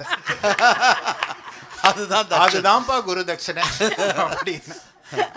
இன்னைக்கு இந்த ஆன்லைன் கிளாஸ்ல இவ்வளவு கஷ்டங்கள் ஒரு இசை ஆசிரியரா எல்லாருக்குமே இருக்கு. ஆமா, ரொம்ப கரெக்டா. அப்பெல்லாம் ஆண்டவன் லைன், இப்ப எல்லாம் ஆன்லைன் தானே சார். ஆஸ்பத்திரி போனால் ஆன்லைன், எங்கே போனாலும் ஆன்லைன். இப்போ இவங்களை எல்லாரையும் கொஞ்ச நாளைக்கு நான் முன்னாடி குரு பக்திக்காக கூப்பிட்டு போகிறேன். சரி, பரமாச்சாரியாலோட வாழ்க்கையில் ஒரு அனுபவத்தை சொல்ல போகிறேன். பரமாச்சாரியாலோட வாழ்க்கையில் ஒருத்தருக்கு நடந்த அனுபவம். அவர் என்ன குறிப்பு சொல்கிறாருன்னா, அவர் பேர் காமாட்சி தாசன். அதுதான் நம்ம டைட்டில், அனுபவத்தை சொல்லணும் தானே, காமாட்சி தாசன். அவர் என்ன சொல்கிறார், எனக்கு இந்த பதவியும் இந்த எழுத்தும் இந்த திறமையும் கிடைச்சதே எங்க அப்பா மகாபெரியவா 1907 சமயத்துல பீடத்துக்கு வந்தப்போ அவளோட போன பாத யாத்திரை இதெல்லாம் எங்க அப்பாக்கு தான் கார்வார். எங்க அப்பா தான் கூட போனா, எங்க அப்பா தான் எல்லாம் செஞ்சா. எங்க அப்பாவுக்கு எதுவும் கிடைச்சுதா அப்படின்னா, எங்க அப்பாவோட புண்ணியம் பூரா, பெரியவாளுக்கு பண்ண புண்ணியம் பூரா எனக்கு வந்து சேர்ந்தது. இதுல இருந்து என்ன தெரியுது, பெரியவா அடிக்கடி சொல்ற வார்த்தை, என் குருவுக்கு குரு என்ன செஞ்சார் என்பதை நான் சொல்வேன், அத்தனை புண்ணியமும் எனக்கு கீழே வரும் சிஷ்யர்களுக்கு, அது மாதிரியே தந்தை பிள்ளைகளிலும் மாதா பிதா செய்த புண்ணியம் பிள்ளைகளுக்கு வரும். இது ரொம்ப முக்கியங்க. இது ஆதிசங்கரர் கதையிலிருந்து நம்ம பார்க்கலாம். இது ஒரு அருமையான சீன். இந்த குரு பக்திக்கு இதை விட விஷயம் வேற ஒண்ணுமே கிடையாது. அதுவும் எங்க வில்லிசைக்கே அச்சாரமான பாடல்கள், அருமையான பாடல்கள். கலைவாணர் NSK பயன்படுத்திய சந்தம், எழுதியது என் தந்தையார், இப்பொழுது பாடப்போவது நான். இது காலடி முதல் காஞ்சி வரை சப்ஜெக்ட்ல எங்களுடைய தந்தையார் பாட, நான் பாட, மகாபெரியவா இருந்து கேட்ட விஷயத்தை உங்களுக்கு சொல்கிறேன். குரு பக்தி என்ற தலைப்பை வச்சு, தலைப்பை விட்டு நகரவே மாட்டேன் நான். அதாவது குளிச்சுட்டு வராரு, அந்த விஷயம்லாம் உங்களுக்கு தெரியும். ஆதிசங்கரர் உத்ராட்சம் போட்டு கிட்டு, அது ஏற்கனவே பாடியிருக்க, காஷாயம் கட்டி கிட்டு உச்சரிப்பில் பகவன் நாமாதென்ன சொல்லிக்கிட்டு ஓஹோ திருநீரு பூசிக்கிட்டு தண்டம் எடுத்துக்கிட்டு ஓஹோ மனப்பாடம் ஆயிடுச்சு பாருங்க. எத்தனை வருஷம் பாடியிருக்கேன். திருப்பாதம் தொடர்ந்திடும் சீடரை கூட்டிக்கிட்டு காலடி தோன்றியவர் காலடி எடுத்து வைத்து கையில் கமண்டலத்தை எடுத்து கொண்டார். புனித கங்கை ஸ்நானம் முடித்து ஆதி சங்கரர் வந்தார். கையில் கமண்டலத்தை எடுத்து கொண்டார். புனித கங்கை ஸ்நானம் முடித்து சங்கரர் வந்தார். ஆச்சாரமா குளிச்சுட்டு வந்துட்டு இருக்கார். துறவியின் கோலம் வருவது ஆதிசங்கரர். மகா பெரியவாளுடைய குரு, ஆதி குரு, காலடியில் வந்த குரு. அதுல கூட நான் அடிக்கடி அழகா ஒரு வார்த்தை சொல்றது, ஓரடியால் அளந்தவர் ஔவையார், ஈரடியால் அளந்தவர் வள்ளுவர், மூவடியால் அளந்தவர் திருமால், காலடியால் அளந்தவர் ஆதிசங்கரர், கனகாபிஷேக நூறடியால் அளந்தவர் மகா பெரியவர். இது நம்மளுக்கு கடவுள் கொடுக்கிற ஒரு அற்புதமான அனுகிரகம். வரார், நல்லா குளிச்சுட்டு வரார். ஆச்சாரமா எப்படி குளிச்சுட்டு வருவான்னு உங்களுக்கு எல்லாம் தெரியும். குளிச்சுட்டு வரும்போது வரார் ஒருத்தர். அவருடைய தோற்றம் எப்படி இருக்குன்னா ஒரு தாழ்த்தப்பட்ட ஒரு தோற்றம் போல இருக்கிறது. அதுதானே சொல்லணும். நம்ம உலகத்துல எதுவும் தாழ்ச்சி உயர்ச்சி இல்லை. பார்த்தால் அவர் அப்படி இருக்கார். ஒரு துர்நாற்றம் வீசுகிறது, 4 நாய்கள் சுத்தி வருகின்றது. ஆனால் அவர் வரக்கூடிய காட்சி, ஊருமில்ல பேருமில்ல உறவு பகை ஏதுமில்ல ஊடு தோட்டம் துறவுமில்ல உலகிலே சுடுகாடு பக்கம் சொந்தம் உண்டு கடவுளே. அம்மையப்பா என்ற பேரில் உண்மையில யாரும் இல்ல, அங்க இங்க கேட்டு பார்த்தேன் தெரியலே. ஒரு அநாதையா திரிகிறேனே உலகிலே. ஆமா, வர வரவே நிலைமை ஒண்ணும் சரியில்லை. மேலே இறைவன் ஒருவன் இருப்பதாக தெரியல. வர வரவே நிலைமை ஒண்ணும் சரியில்லை. மேலே இறைவன் ஒருவன் இருப்பதாக தெரியல. ஆதிசங்கரர் பாக்குறார், இப்படி ஒரு பாட்டை பாடுறானே, வர வரவே நிலைமை ஒன்னும் சரியில்லை, மேல இறைவன் ஒருவன் இருப்பதாக தெரியல, சற்று விலகிப்போன்னு சொன்ன, இவ்வளவுதான் சொல்லியிருக்கேன், சற்று விலகி போ, இந்த வார்த்தை தான் அவன் அந்த இன்ட்ரோடக்ஷனை கொடுக்கறானே. அப்புறம் பாடுறான், பள்ளிக்கூடம் போனதில்லை, பாடம் படிச்சதில்லை, கள்ளு கூடத்தை மறக்க முடியல, பக்கம் கங்கையாறு ஓடினாலும் குளிக்கலே. எல்லாம் அழகான ஸ்லேடை. பேசுறதே பாஷையாகும், பாடுறதே பாட்டமாகும், வச்சதுதான் சட்டமையா உலகிலே. என்ன வழக்கு போட்டு ஜெயிக்க ஒரு ஆளிலே. வர வரவே நிலைமை ஒண்ணும் தெரியல, மேலே இறைவன் ஒருவன் இருப்பதாக தெரியல. வர வரவே நிலைமை ஒண்ணும் சரியில்லை, மேலே இறைவன் ஒருவன் இருப்பதாக தெரியல. சிதம்பரத்து பக்கம் போய் சுதந்திரமா ஆடி விட்டு திருவாலங்காடு வந்து எங்கடவுளே யாருன்னு சொல்றாரு. அப்பமும் புரியல ஆதிசங்கருக்கு. சிதம்பரத்து கதை சொல்லுது, சிதம்பரத்து பக்கம் போய் சுதந்திரமா ஆடி விட்டு திருவாலங்காடு வந்து எங்கடவுளே. என்ன தெரிஞ்சவங்க யாரு இருக்கிற உலகிலே. ஊசி முனை முதலா காசி கோபுரத்தோட உச்சியில போயிருந்து கடவுளே, இந்த உலகத்தையே உருட்டிடுவேன் கடவுளே. வர வரவே நிலைமை ஒன்னும் சரியில்லை, மேலே இறைவன் ஒருவன் இருப்பதாக தெரியல. வர வரவே நிலைமை ஒன்னும் சரியில்லை, மேலே இறைவன் ஒருவன் இருப்பதாக தெரியல. நான் எங்க போறேன் எங்க வாரேன் என்றெனக்கு தெரியவில்லை. கடவுள் அப்படித்தானே, காலு போன திசையில நான் போகிறேன், நான் காத்த போல தனிமையில வாடுறேன். இங்கு பேராசை புடிச்சவங்க, பூலோகத்தை பத்தி சொல்றார், பேராசை புடிச்சவங்க பேய்களாக திரிவதனால் 4 நாய்களோட நான் இருக்கேன் கடவுளே. அதுல நல்ல அர்த்தம் இருக்குதையா கடவுளே. வர வரவே நிலைமை ஒன்னும் சரியில்லை, மேலே இறைவன் ஒருவன் இருப்பதாக தெரியல. வர வரவே நிலைமை ஒன்னும் சரியில்லை, மேலே இறைவன் ஒருவன் இருப்பதாக தெரியல. விதவிதமா உடுக்கடிச்சு கதகதையா 63 மதுரையில கூத்தாட்டம் போட்டு இருக்கேன். ஒரு மங்கையோட போட்டி போட்டு ஆடி இருக்கேன். நான் ஆட்சி செய்த அந்த நான் மாட கூடலிலே மீனாட்சி அன்பினாலே நம்பளே, என் மேனியில பாதியான பொம்பளே. வர வரவே நிலைமை ஒன்னும் சரியில்லை, மேலே இறைவன் ஒருவன் இருப்பதாக தெரியல. வர வரவே நிலைமை ஒன்னும் சரியில்லை, மேலே இறைவன் ஒருவன் இருப்பதாக தெரியல. ஆதிசங்கருக்கு தெரிஞ்சுதா? வந்திருக்கவரை யாருன்னு தெரிஞ்சுதா? இத்தனை விஷயத்த சொன்னாலும் தெரிஞ்சிருந்தா? தெரிஞ்சிருந்தா அது காவியமா இருக்காது. கடவுளை உடனே கண்ட உடனே கும்பிட்டுருப்பாரு.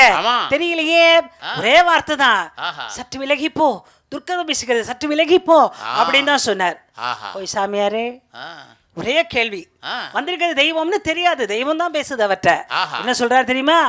என்னை சொன்னீரா, என் ஆன்மாவை சொன்னீரா. சரியான வார்த்தை. இதுக்கு மனுஷ்ய பஞ்சகம் அப்படிங்கிறது ஆதிசங்கருடைய கிரியேஷன். அத வில்லுப்பாட்டுல சொல்றோம் பாத்தீங்களா? அதான் குருவினுடைய அருள், குரு பக்திக்காக நாங்கள் எடுத்த தரிசன அனுபவம். சோத்தத்தின் வளர்ந்த ஊத்த செடலும் ரெண்டு, ஒன்னை ஒண்ணு தாழ்வாக எண்ணலாமா, ஒன்னை ஒண்ணு தாழ்வாக எண்ணலாமா. சாத்திரம் படிச்சவர்க்கும் சராசரி மனிதர்க்கும் ஆத்மா வேறன்னு சொல்லலாமா, ஆத்மா வேறன்னு சொல்லலாமா. மனுஷ்ய பஞ்சகத்தை அப்படியே டிரான்ஸ்லேட் பண்ணியிருக்கோம். கங்கை அப்படி சொன்னா யாருக்கும் புரியாது சார். ஆமா, சாதாரண பாமரனுக்கு புரியணும் இல்லையா? கங்கை நதியினிலும், கங்கை நதியினிலும் கழிவு நீர்த்தேக்கத்திலும் கதிரவன் பிம்பம் தெரிவதில்லையா, கதிரவன் பிம்பம் தெரிவதில்லையா. அந்த பிம்பங்களில் ஒன்றை ஒன்று பெருசா நினைச்சுக்கிட்டு பேசக்கூடாத பேச்சு பேசலாகுமா, பேசக்கூடாத பேச்சு பேசலாகுமா. ஒன்றேதான் ஞான மொழி, ஒன்றேதான் ஞான ஒழி, ரெண்டாக வெட்டி வெட்டி பேசலாமா, ரெண்டாக வெட்டி வெட்டி பேசலாமா. ஆதிசங்கரனாலே அத்வைதம் தானே சொல்றார் பாருங்க. அவனும் இவனும் ஒன்று. நான் முதல்ல சொன்னேனே, மகான்களும் இதுவும் மக்களும் ஒன்றுன்னு. அவனும் இவனும் ஒன்று, அத்வைத பாதை என்று அறிந்த பின்னும் பேதம் கொள்ளலாமா, அறிந்த பின்னும் பேதம் சொல்லலாமா. அடுத்த கேள்வி கேட்கறான் பாருங்க. என்ன பாரு, சாதாரண பாமர தோற்றம், அவங்ககிட்ட மட்டும் வம்புக்கு வச்சு கூடாதுங்க, கேட்க கூடாது இல்லைங்க. கேட்கான், தங்களுக்கும் எங்களுக்கும் தனித்தனி சூரியன்கள். அவன் மேல கேட்டான், தங்களுக்கும் எங்களுக்கும் தனித்தனி சூரியன்கள் விண்ணகத்தில் கண்ணெதிரே வருவதுண்டோ, விண்ணகத்தில் கண்ணெதிரே வருவதுண்டோ. அந்த ஆதவனை போல் இருக்கும் ஆன்மீக தத்துவமே அத்வைதம் என்பதனை மறுப்பதுண்டோ. பலே, அத்வைதம் என்பதனை மறுப்பதுண்டோ. அடுத்தவனுக்கு ரொம்ப தாங்காத விஷயம், அதை கேட்டுட்டான். ஓய் சாமியாரே, சாமியாரே, சாத்திரம் படிச்சவரே, நாம் இருவர் என்றாலும் ஒன்றல்லவா, நாம் இருவர் என்றாலும் ஒன்றல்லவா. காட்சிக்கு பலவாக கண்ணில் தெரிந்தாலும் ஆச்சரிய மூல பொருள் ஒன்றல்லவா, ஆச்சரிய மூல பொருள் ஒன்றல்லவா. அப்புறம் கொஞ்சம் வேகம் தானே, சுவாமி தானே, காசி விஸ்வநாத் தானே, என்ன வேணா சொல்லலாம் இல்லையா? அவனுக்கும் இவனுக்கும் அத்வைதம் சொல்லிவிட்டு ஐயோ பாவம் என்னிடம் ஏன் தகராறு, ஐயா பாவம் என்னிடம் ஏன் தகராறு. உபதேசம் சொன்னவரே உடனே மறந்துட்டியா, இதுதானா உம்மோட வரலாறு, இதுதானா உம்மோட வரலாறு. ஆதிசங்கரை பார்த்துட்டே இருக்கார். பொம்மலாட்டக்காரனாக பூரணன் இருக்கையிலே பொம்மைகளுக்கென்று தனி சிந்தனை உண்டோ, பொம்மைகளுக்கென்று தனி சிந்தனை உண்டோ. மன்னன் சேவகன் என்னும் மாய வடிவினிலும் மண்ணாயிருப்பது ஓர் பொருள் அல்லவோ, மண்ணாயிருப்பது ஓர் பொருள் அல்லவோ. மண்ணுக்குள் ஒரு நாடு உண்டு, இங்க நிறைய பிரிவு உண்டு, மாநிலம் உண்டு, மாவட்டம் உண்டு, எல்லாம் உண்டு, தேசம் உண்டு, கண்டம் உண்டு, எல்லாம் உண்டு.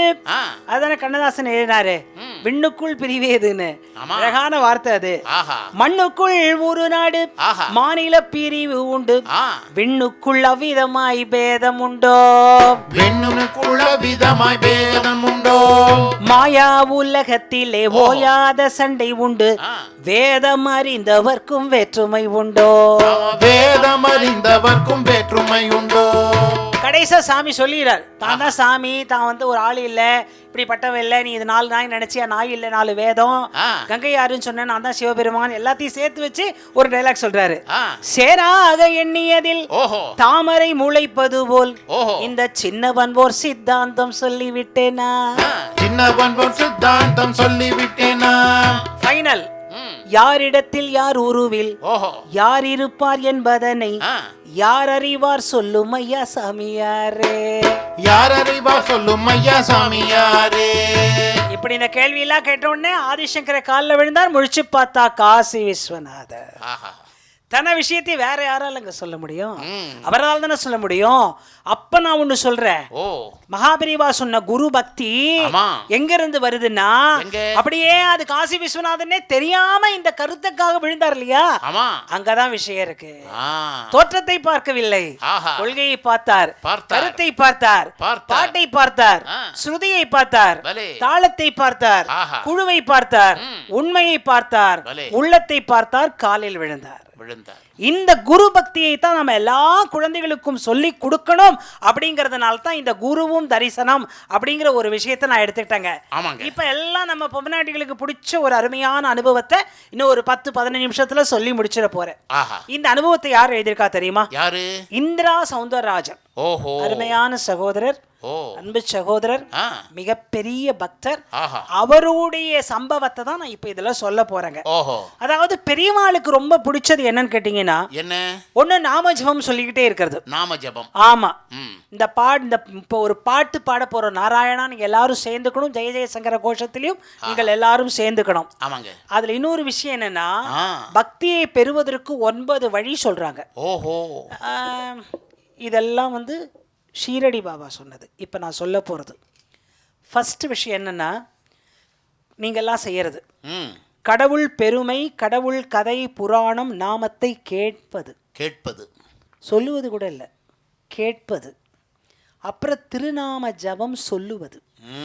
திருநாம ஜப தியானம் எழுதி கொள்ளுங்கள், குழந்தைகளுக்கு சொல்லுங்கள், முடிந்தால் பத்திரிகையில் எழுதுங்கள். திருப்பாத சேவை, அர்ச்சனை செய்வது. ஆஹா அர்ச்சனை செய்து பூஜிப்பது. இங்க ஒரு தாயார் எனக்கு மலர் கொண்டு வந்து கொடுக்குறாங்களே அந்த மாதிரி. அடுத்தது கைகூப்பி தொழல். இதைத்தானே ஒரு வார்த்தையில எழுதுனாங்க திருஅங்கமாலையில. இந்த கை எதுக்கு சார் இருக்கு? நீங்க சொல்லுங்க, இந்த கை எதுக்கு இருக்கு? என்ன கேட்டா கடம் வாசிக்குதாங்க. சின்சியர், ரொம்ப அதாவது இவரை பத்தி நான் சொல்லும்போது பெருமையா ஒரு வார்த்தை சத்தமா ரகசியமா சொல்ல போறேன். பொதுவா பானை பிடித்த வள் பாக்கியசாலி, இவர் பானை பிடிச்ச வர் பாக்கியசாலி. சௌக்கியமா உட்காந்துட்டு இருக்காரு சார். பிரின்சிபல் சீட்டை விட இதுல ஹாப்பியா இருக்காரு. ஆமா ஆமா, அது ஒரு பெரிய விஷயம் இல்லையா? அப்புறம் கைகூப்பி தொழல் எதுக்குன்னா, உங்களுக்கு எதுக்குங்க 2 கை கொடுத்துருக்காங்க? உங்களுக்கு ஜால்ரா போடுறது. அப்படி பரவாயில்ல, எல்லா கல்யாணம் ஆகி எப்பெல்லாம் கூட முன்னாடியே ட்ரைனிங் எடுத்துக்கலாம். எதுக்கு சொல்றேன்னா, கைகால் கூப்பி தொழிர், கடிமாமலர் தூவி நின்று, பைவாய் பாம்பரை ஆர்த்த பரமனை, கைகால் கூப்பி தொழிர். கை எதுக்கு? கண் எதுக்கு? கால் எதுக்கு? நாக்கு எதுக்கு? வாய் எதுக்கு? தலை எதுக்கு? தலையே நீ வணங்காய். நம்ம யாரை வணங்கணும்? கைகள், உடம்பு, எல்லா அங்கங்கள்லாம் நமக்கு எதுக்காக கொடுத்துருக்காங்க? இதெல்லாம் அங்கங்கள் இல்லை, இறைவனை பூஜிக்க வேண்டிய தங்கங்கள். ஒன்னொன்னு அவ்வளோ விலை இருக்கு நம்மகிட்ட. அத பாபா சுவாமி சொல்றார். வியாழக்கிழமை பாபா விட்டுலாமா? கைகூப்பி தொழல், கடவுளுக்கும் கடவுள் தொண்டருக்கும் சேவை செய்தல், கடவுளோடு தோழமை பாராட்டுவது. ஓ தோழமை. எங்க அப்பாவோட ஃப்ரெண்டு ஒருத்தர் இருந்தார். சும்மாவே பேசுவாருங்க. நீங்க இதை ஒரு சீனா வைக்கலாம். விநாயகர்கிட்ட பேசுற மாதிரி பண்ணுவார். ஓ இன்னைக்கு வரமாட்டியா நீ? சரிப்பா பரவாயில்ல பரவாயில்ல, உனக்கும் செகண்ட் சாட்டர்டே உண்டா? சரி சரி பரவாயில்ல பரவாயில்ல, மண்டேவே வா. இப்படின்னு விநாயகர்கிட்ட பேசுற மாதிரி பேசக்கூடிய ஒரு, எப்படி சொல்ல, வெள்ளை உள்ள பக்தர் இருந்தார். அந்த மாதிரி கடவுளோடு தோழமை கொள்ளுவது, ஆத்மாவை ஈசனிடம் அர்ப்பணிப்பது. 9 வழி அவர் சொல்லிட்டாருங்க. 10வது வழி அடியேன்னு சொல்ல நினைக்கிறேன். என்னது? என்னடா நீங்க என்ன அவ்வளவு பெருசா நினைப்பீங்க? அப்படி இல்ல, சின்ன குழந்தையா ஒண்ணு சொல்ல போறேன். இந்த 9 செய்யறவங்களை டிஸ்டர்ப் பண்ணாம இருக்கிறது 10வது வழி. வாட்டுக்கு செய்யட்டும் சார். அது சத்தமா கூட்டி வைக்கிறது, சீரியல சத்தமா அந்த என்ன சொன்ன ஸ்பீக்கர், அதை சத்தமா போடுறது. இந்த 10வது வழியை நம்ம செஞ்சோம்னா இந்த 9 வழியை செய்யறவங்க நிம்மதியா இருப்பாங்க இல்லம்மா? அதுவே ஒரு பெரிய பக்தி சார். ஒரு ஆட்டோக்கார் சொன்னார், ஆ, அம்மா நீங்கள் வந்து பகவத்கீதை சொன்ன போது எனக்கு புரியல, ஆ, பல இடங்களில் டிக்கெட் வாங்கி கொடுக்குறாங்க, அப்போல்லாம் எனக்கும் புரியல, புரியல. நான் ஒரே நாள் வில்லுப்பாட்டு கேட்டேன் புரிஞ்சிடுச்சு. ம். எப்படின்னா எப்படி? கர்மயோகம்னா எனக்கு என்னென்ன வார்த்தையே வாயில வராது, ஆ. ஆனா புரிஞ்சுது. எப்படி தெரியுங்களா? எப்படி? நீங்க சொன்ன விதம் புரிஞ்சுது. ஆ, என்னங்கண்ணா அப்படி சொன்னேன்னு கேட்டேன். ஆ, அழகா சொன்னீங்க. ஆ. கர்மம்னா வீட்டில் சாப்பிட்றது, யோகனா ஹோட்டலில் சாப்பிட்றது நீங்களே, அது புரிஞ்சு போச்சு. மயிலாப்பூர் கற்பமாக மெஸ்ஸை விட முடியுமா? ஆட்டோ சவாரி இருக்குதோ இல்லையா, அங்கே சாப்பிட்டுட்டு தான் சார் சவாரி அப்படின்னு ஒருத்தன் சொல்கிறான் பாருங்க. நம்ம விஷயம் போயிடுத்தா அதான் சக்ஸஸ், அதான் விஷயம் போயிடுத்துல கர்மயோகம்.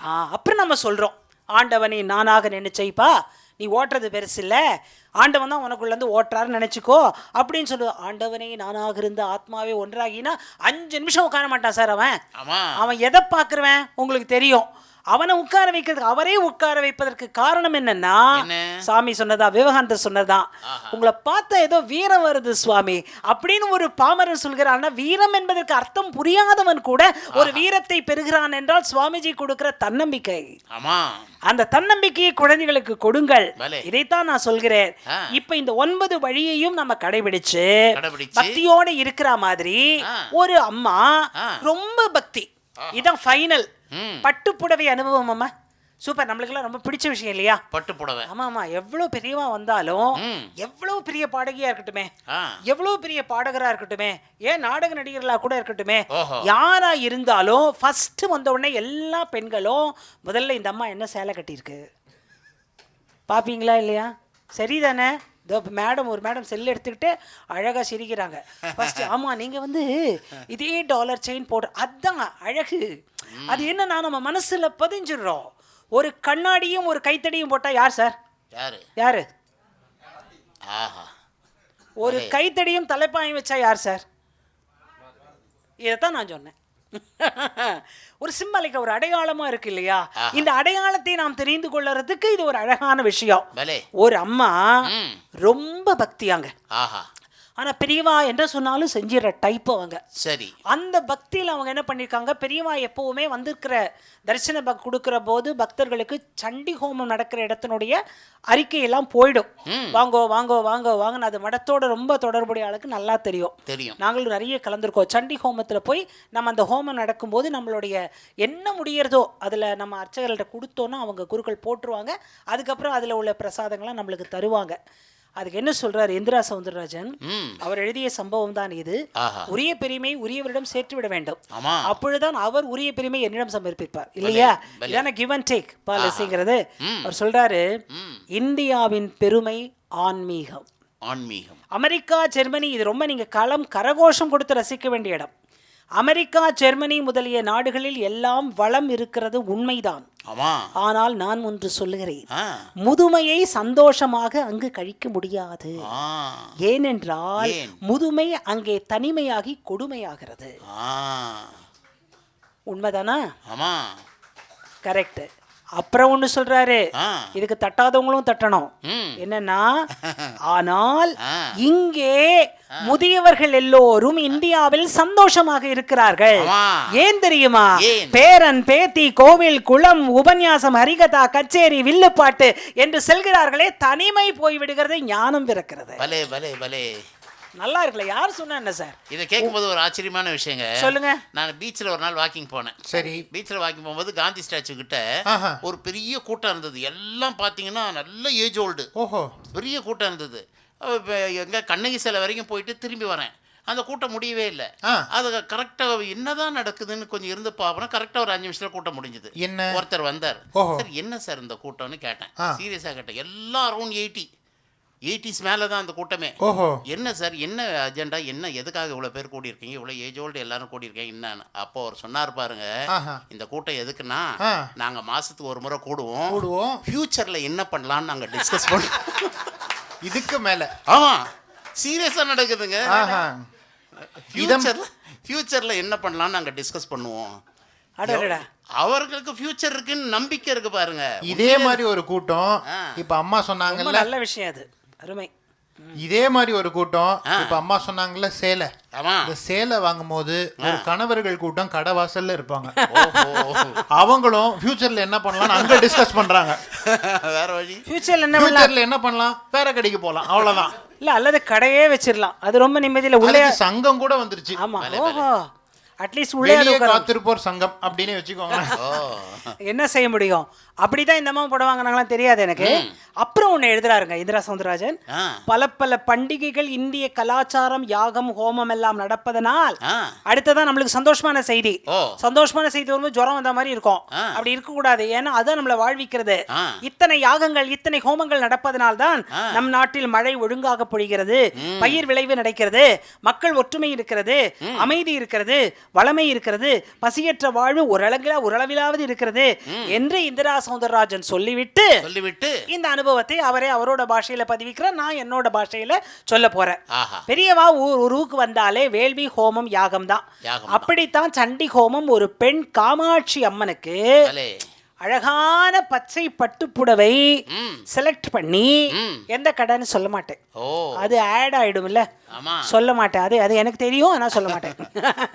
எல்லாரும் வேண்டிய அண்ணா தான், சொல்ல மாட்டேன். அந்த கடையில வாங்கி அருமையா மேட்சிங் பார்த்து எல்லாம் அதை பார்த்து டிசைன் பார்த்து மேல பார்டர் கீடர் எல்லாம் பார்த்து அருமையா வாங்கி கோவிலுக்கு போய் சண்டி ஹோமம் நடக்கிற இடத்துல உட்கார்ந்தாச்சு. சரி, பெரியவா முன்னிலையில உட்கார்ந்து அந்த யாகம் விளப்பாற்ற கொடுக்கணும் இல்லையா? அதை அந்த அம்மா இன்னும் சொல்லலைன்னா அவங்களோட இன்னசென்ஸ் என்னன்னா அம்பாளுக்கு சாத்தணும்னு வாங்கியிருக்காங்க. யாகத்துலன்னு தெரியல அவங்களுக்கு, தெரியலையா, தெரிஞ்சு கொடுத்தாங்களா, இவங்க தெரியாம போட்டாங்களா நம்மளுக்கு தெரியாது. இவங்க என்ன பண்ணியிருக்காங்க, இந்தாங்கோ அம்பாளுக்கு அப்படின்னு கொடுத்துருக்காங்க. சரி, அதை வாங்கினவர் எப்படின்னா எப்பவுமே ஹோமத்துக்கு முன்னாடி இருந்து கொடுத்தா ஹோமத்துல போட்டு, கரெக்டு தானே? அப்படிதான் அவர் என்ன பண்ணார், அந்த மாமா டிசைனா பார்க்க போறாரு. அதை வந்தோடனே கையில் வந்தோடனே கொடுங்கோ அப்படின்னு சொல்லிட்டு நல்ல மங்கள வார்த்தையெல்லாம் சொல்லிட்டு அதை யாகத்தில போட்டார். அம்மாவுக்கு வருத்தம் வந்துருச்சு. ஐயோ, காமாட்சி அம்பாளுக்குன்னு வாங்கணும், டிசைனெல்லாம் பார்த்து வாங்கணும், அம்பாள் கரத்தில் இந்த பகுதி ஒரு முந்தி இப்படி இருக்கும், தலைப்பு இப்படி இருக்கும், இந்த பார்டர் இப்படி இருக்கும்லாம் நினச்சி வாங்கணும். யாகத்தில் போட்டதுக்கு வருத்தப்படலை, தான் நினச்சது நடக்கலையான்னு வருத்தப்படுது. அந்த பக்தியை நம்ம கரெக்டாக புரிஞ்சுக்கணும். ஐயோ பட்டு போட போயிடுத்தே அப்படின்னு நினைச்சுட்டு இருக்கு. யாகத்தீயில் போட வேண்டும் என்று நினைத்தவர்கள் போடவில்லை, தற்செயலாக நடந்த விஷயம். ஆனால் அம்மாவுக்கு வருத்தம், காமாட்சிக்கு சார்த்த முடியலையே, என்னோட வேண்டுதல் அதுதானே, என் அன்னைக்கு சார்த்த முடியலையே, அழகான பச்சை பட்டு புடவையாச்சே. அப்புறம் சரி எங்க சொல்றது, பெரியவாள்கிட்ட சொல்லுவோம். கஷ்டம்னு வந்தால் யார்ட்டங்க சொல்லுவோம், பெரியவங்கள்ட்ட சொல்லுவோம். நாங்களும் அப்படி தான் சொன்னோம், நீங்களும் அப்படி தான் சொல்வீங்க. மற்றவங்கன்னா கிண்டல் பண்ணுவாங்க, அவர்னா ஒரு வழி கொடுப்பார், ஏதோ ஒன்று நிறைவு நம்மளுக்கு செய்வார். லேட்டாக செய்வாரா சீக்கிரம் செய்வாரெல்லாம் உங்கள் பக்தியை பொறுத்து எங்கள் பக்தியை பொறுத்து எப்படியோ செய்வார். அந்த நம்பிக்கை தான். உடனே அந்த அம்மா போகுது, க்யூவில் நிற்குது. க்யூவில் நிற்கும் போதே ஒரு 15 பேர் முன்னாடி நிற்கிறாங்க. ஒவ்வொருத்தர் அதிகமாக பேசும்போது இந்த அம்மாவுக்கு கவலை, ஐயோ சீக்கிரம் நமக்கு விடை கிடைக்கலையேன்னு. கிட்ட போயிடுச்சு. பெரியவர் அனுகிரகம் பண்ணி விபூதி குங்குமம்லாம் கொடுத்து இந்த தீர்த்தம் வாங்கும்போது பெரியவா அவராக பேசுகிறார். இதுதான் நான் இருக்கே இந்த வார்த்தை. என்னம்மா கண்ணில் கண்ணீர் வர்றதே, அம்பாளுக்கு சாத்த வேண்டியது அக்கினியோட சேர்ந்துடுச்சேன்னு வருத்தமா? அதே வார்த்தை நான் எழுதினேன். இல்லை பெரியவா அப்படி இல்லை, நான் அம்பாளுக்குன்னு பார்த்து என் பொண்ணுக்கு வாங்குற மாதிரி வாங்கினேன். அக்கினியில் சேர்க்கறதுக்கு டிசைன் பார்த்து வாங்க மாட்டாங்க இல்லையா பெரியம்மா, அம்பாளோட உடம்புல கிடக்கிறதுக்காக வாங்கினேன் நான், அக்னியோட சேர்ந்துடுச்சே, அது கொஞ்சம் வருத்தமாக இருந்தது. அப்போ பெரியவா சொல்கிறார், இதெல்லாம் என்ன சொல்ல ஆத்மார்த்தங்கள். அம்மா எதுக்கும் நீ போகும்போது காமாட்சியை தரிசனம் பண்ணிட்டு போ. பலே என்ன அழகு. ஆனால் அதுக்கு எவ்வளோ கால இடைவெளி இருக்குது தெரியுமா? அலங்காரம் நடக்கணும், அதாவது அபிஷேகம் முடியணும், எல்லாம் அந்த நடதரப்பு நடந்து எல்லாம் முடிஞ்சு அபிஷேகம் நடக்கிறது. அதே போல அந்த தாய் நம்பிக்கை, அதுதான் நம்பிக்கை. சரி பெரியவா சொல்லிட்டா நல்லபடியாக நடந்திருக்குன்னு வீட்டுக்கு போய் சீரியல் பார்க்கல, சின்சியரா இங்கே பார்க்குறா, அதான் விஷயம். அதே போல மடத்திலிருந்து கோவிலுக்கு சென்ற போது சஸ்பென்ஸ். ஓ அம்பாளுக்கு அபிஷேகம் நடக்கிறது. சரி. சஸ்பென்ஸ். அந்த அலங்காரம், இந்த அலங்காரம், இளநீ அபிஷேகம், மஞ்சள் அபிஷேகம், குங்கும அபிஷேகம் எல்லாம் நடக்குது. நம்ம நல்லா பாக்குது. எல்லாம் பார்க்கும்போது கண்ணீர் வருது. சொர்ணாபிஷேகம், நகையெல்லாம் போடுறாங்க. எல்லாம் பண்ண உடனே அலங்காரம் நடக்குது. திரையை போட்டாங்க. அலங்காரம் நடக்கும்போது எப்போ திரையை போட்டுருவாங்க தெரியுமா? திரையை போட்டுருவாங்க. திரை வரைக்குமே கொஞ்சம் அபிஷேகம் வரைக்கும் பார்த்துக்கிட்டே இருந்தது. அலங்காரம் உடனே மூடிட்டான் திரையை. அது நமக்கு இன்னும் ஒரு மனசுக்குள்ள ஒரு வெதும்பல், புலம்பல். அப்படியே ஐயோ எப்போ திரை விலகும், எப்போ திரை விலகும், காமாட்சி காமாட்சி, ஓம் சக்தி ஓம் சக்தின்னு சொல்லிட்டு இருக்க அம்மாக்கு திரை விலகியதும் தூக்கி வாரி போட்டது தெய்வீக அதிர்ச்சி. பரமாச்சாரிகளுடைய அருள் வாக்கு. காமாட்சியின் உடம்பிலே சாத்தி இருப்பது இந்த அம்மா வாங்கி வந்த அதே பச்சை நிற பட்டு புடவை. உடனே பாக்குது, முந்தி அதுதானா, டிசைன் அதுதானா, அதுதானா, அதுதானா, அதுதானா, அதுதான் ஆச்சாரியாள். அதான் விஷயம். இது மங்களமான விஷயம் இல்லையா? இதுக்கு மங்களமான பாட்டு போட்டேன் நான். அந்த காட்சிக்கு காமாட்சி உடம்புல இருக்கிற பட்டு புடவைக்கு பட்டு புடவை போட பாக்கியம் பின்னால வரும். பாட்டு போடுற பாக்கியம் இப்பவே கிடைக்குது இல்ல? அதை நான் போட்டேன். பச்சை பட்டு புடவை காமாட்சி திருக்கோலம், பாசத்துடன் கருணை தரிசனம் கோலாகலம், ஆனந்தம் ஆனந்தம் ஆனந்தமே, பெரியவா தரிசன அனுபவம் ஆனந்தம், பெரியவா தரிசன அனுபவம் ஆனந்தம், ஆனந்தம் ஆனந்தம் ஆனந்தமே. அக்கினியில் இட்டதுமே கவலையும் கொண்டாளாம், அதே பட்டு புடவைதான் அன்னைக்கு அலங்காரமாம். ஆனந்தம் ஆனந்தம் ஆனந்தமே, ஆனந்தம் ஆனந்தம் ஆனந்தமே. பெண்மணி நம்பவில்லை, உத்து பார்த்தாள் காமாட்சியை. அவள் வாங்கிய அதே டிசைன், அதே முந்தி வேலைப்பாடு. ஆனந்தம் ஆனந்தம் ஆனந்தமே, ஆனந்தம் ஆனந்தம் ஆனந்தமே. ஆனந்த கண்ணீர் வர அம்பாள் தரிசனமே, ஆச்சாரியாள் செய்த வாக்கு அதிசயம் ஆனந்தமே. ஆனந்தம் ஆனந்தம் ஆனந்தமே, ஆனந்தம் ஆனந்தம் ஆனந்தமே. கிட்ட வராரு போட்டவரு, இப்ப கொடுக்குறாரு. கிட்ட வராரு. அம்மா உங்க புடவையத்தான் அம்பாளுக்கு சாத்தியிருக்கும். ஃபுல் டவுட் போச்சு.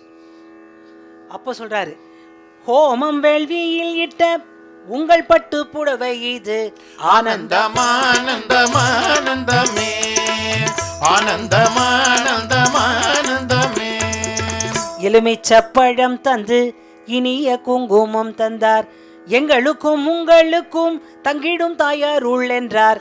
ஆனந்தம் ஆனந்தம் ஆனந்தமே, ஆனந்தம் ஆனந்தம் ஆனந்தமே. கருத்து: ஹோமத்தில் இடும் பொருட்கள் தேவர்கள் தெய்வங்களுக்கும் சேர்ந்து விடும் என்பதை செயலாய் புரிய வைத்தார். ஆனந்தம் ஆனந்தம் ஆனந்தமே, ஆனந்தம் ஆனந்தம் ஆனந்தமே. பெரியவா தரிசன அனுபவமே, பெரியவா தரிசன ஆனந்தமே, பெரியவா தரிசன ஆனந்தமே. சபாஷ். இப்பேற்பட்ட ஒரு தரிசன அனுபவ ஆனந்தத்துல நம்ம எல்லாருக்கும் அந்த பாக்கியம் கிடைச்சதோ இல்லையோ, அந்த அம்மாவுக்கு கிடைச்ச பாக்கியம் வந்து பெரிய பாக்கியம். போட்ட பாக்கியம் பெரிய பாக்கியம், கட்டின பாக்கியம் பெரிய பாக்கியம். இதுல பெரிய விஷயம் என்ன தெரியுமா? நம்ம வாங்கின புடவையை நம்ம வீட்டுல இருக்கிற பொண்களே டிசைன் வந்து ஒரு மாதிரி அது மாதிரி சொல்லக்கூடிய காலங்கள்ல காமாட்சிக்கு டிசைன் வாங்கி பார்த்து போட்ட அந்த பட்டு புடவையை காமாட்சி சாத்தி இருக்கிறாள் என்றால் அந்த தாய் எவ்வளவு அனுபவம் செய்தவள். இதனால்தான் மகாபெரிவா தரிசன அனுபவத்திலே நம்ம எல்லாருக்கும் வேண்டியது என்னன்னா, இப்ப நீங்க ஜெய ஜெயசங்கர கோஷ்டத்தோட நான் 5 நிமிஷத்துல நிகழ்ச்சி முடிய போறது. ஒரு சின்ன சஸ்பென்ஸோட தான் நிறுத்துவேன். அதனால நீங்க அந்த ஜெய ஜெயசங்கர கோஷ்டத்துல சேர்ந்துக்கோங்க. இப்போதைக்கு உங்க கண்ணுக்கு நேரா, எல்லார் கண்ணுக்கும் நேரா என்ன தெரியுமா தெரியணும்? அந்த காஞ்சிபுரம் காமாட்சி தெரியணும். அவளுடைய கருணை தெரிய வேண்டும், அவளுடைய அன்பு தெரிய வேண்டும், அந்த கருவறை தெரிய வேண்டும், அந்த சிலை தெரிய வேண்டும், முன்னால ஸ்ரீசக்கர பிரதிஷ்டை தெரிய வேண்டும், ஆதிசங்கர செய்த லீலைகள், அற்புதமான திருவிளையாடல்கள், எப்பேற்பட்ட விஷயங்கள் எல்லாம் இருக்கிறது அத்தனையும் தெரிய வேண்டும். அன்போடு பிரார்த்தியுங்கள். ஜெய ஜெயசங்கர கோஷத்தை பலமாக சொல்லுவோம். ஜய ஜய சங்கர ஹர ஹர சங்கர, ஜய ஜய சங்கர ஹர ஹர சங்கர, ஜய ஜய சங்கர ஹர ஹர சங்கர, ஜய ஜய சங்கர ஹர ஹர சங்கர, ஜய ஜய சங்கர ஹர ஹர சங்கர, ஜய ஜய சங்கர ஹர ஹர சங்கர, ஜய ஜய சங்கர ஹர ஹர சங்கர, ஜய ஜய சங்கர ஹர ஹர சங்கர, ஜய ஜய சங்கர ஹர ஹர சங்கர, ஜய ஜய சங்கர ஹர ஹர சங்கர, ஜய ஜய சங்கர ஹர ஹர சங்கர. ஜய ஜய சங்கர ஹர ஹர சங்கர.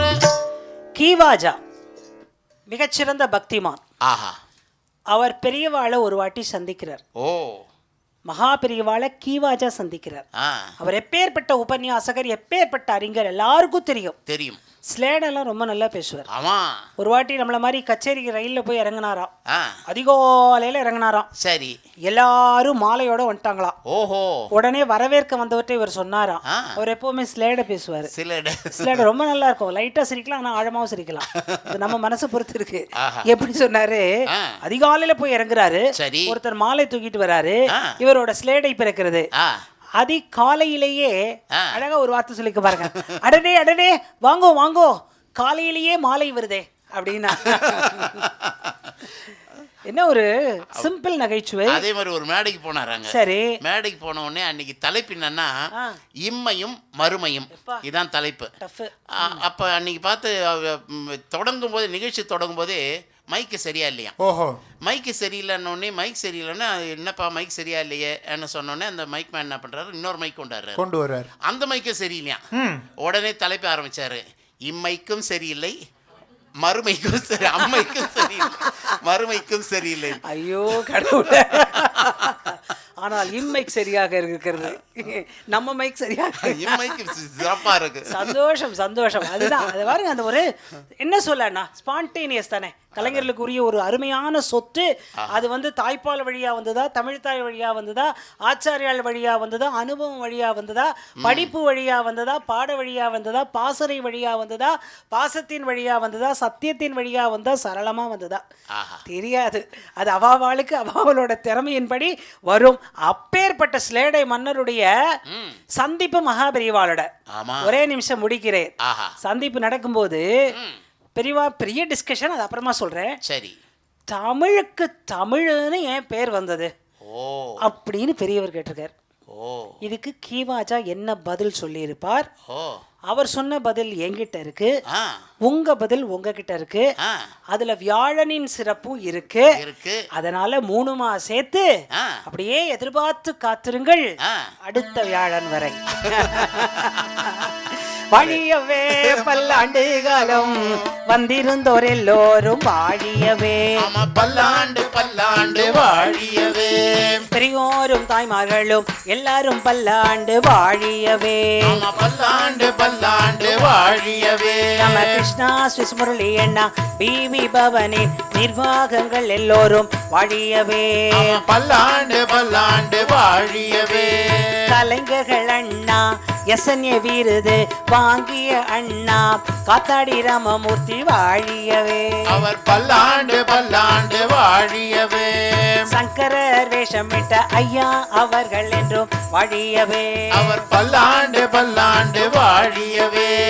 அம்மாவின் வருகைக்கு நன்றி சொல்லுறோம் வாழியவே, பல்லாண்டு பல்லாண்டு வாழியவே.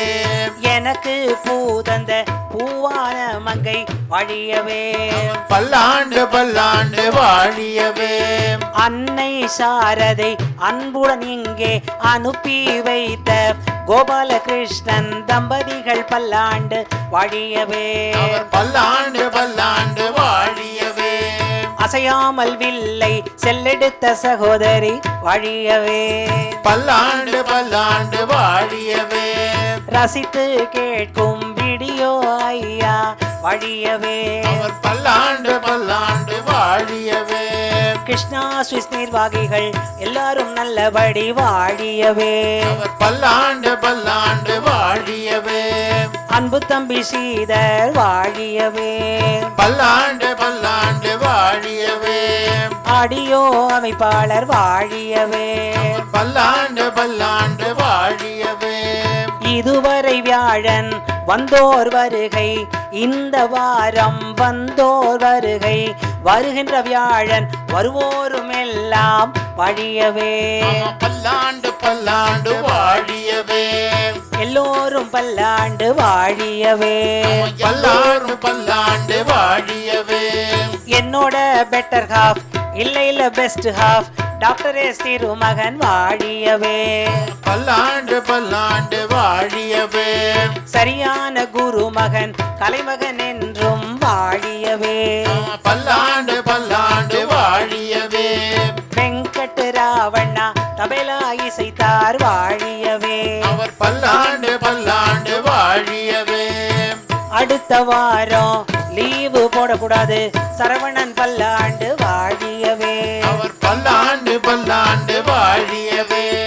இன்னைக்கு நல்லாவே நிகழ்ச்சியை நாங்க செய்து அடுத்த வியாழனில் அன்போடு சந்திப்போம். வாழிய வாழிய வாழிய வாழியவே.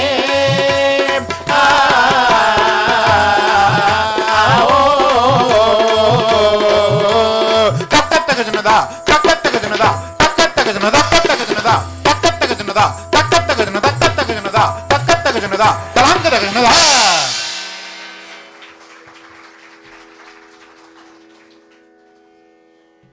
Loved by one and all in India and abroad. Even before the phrase corporate social responsibility gained significance, it was textured into the group's value systems.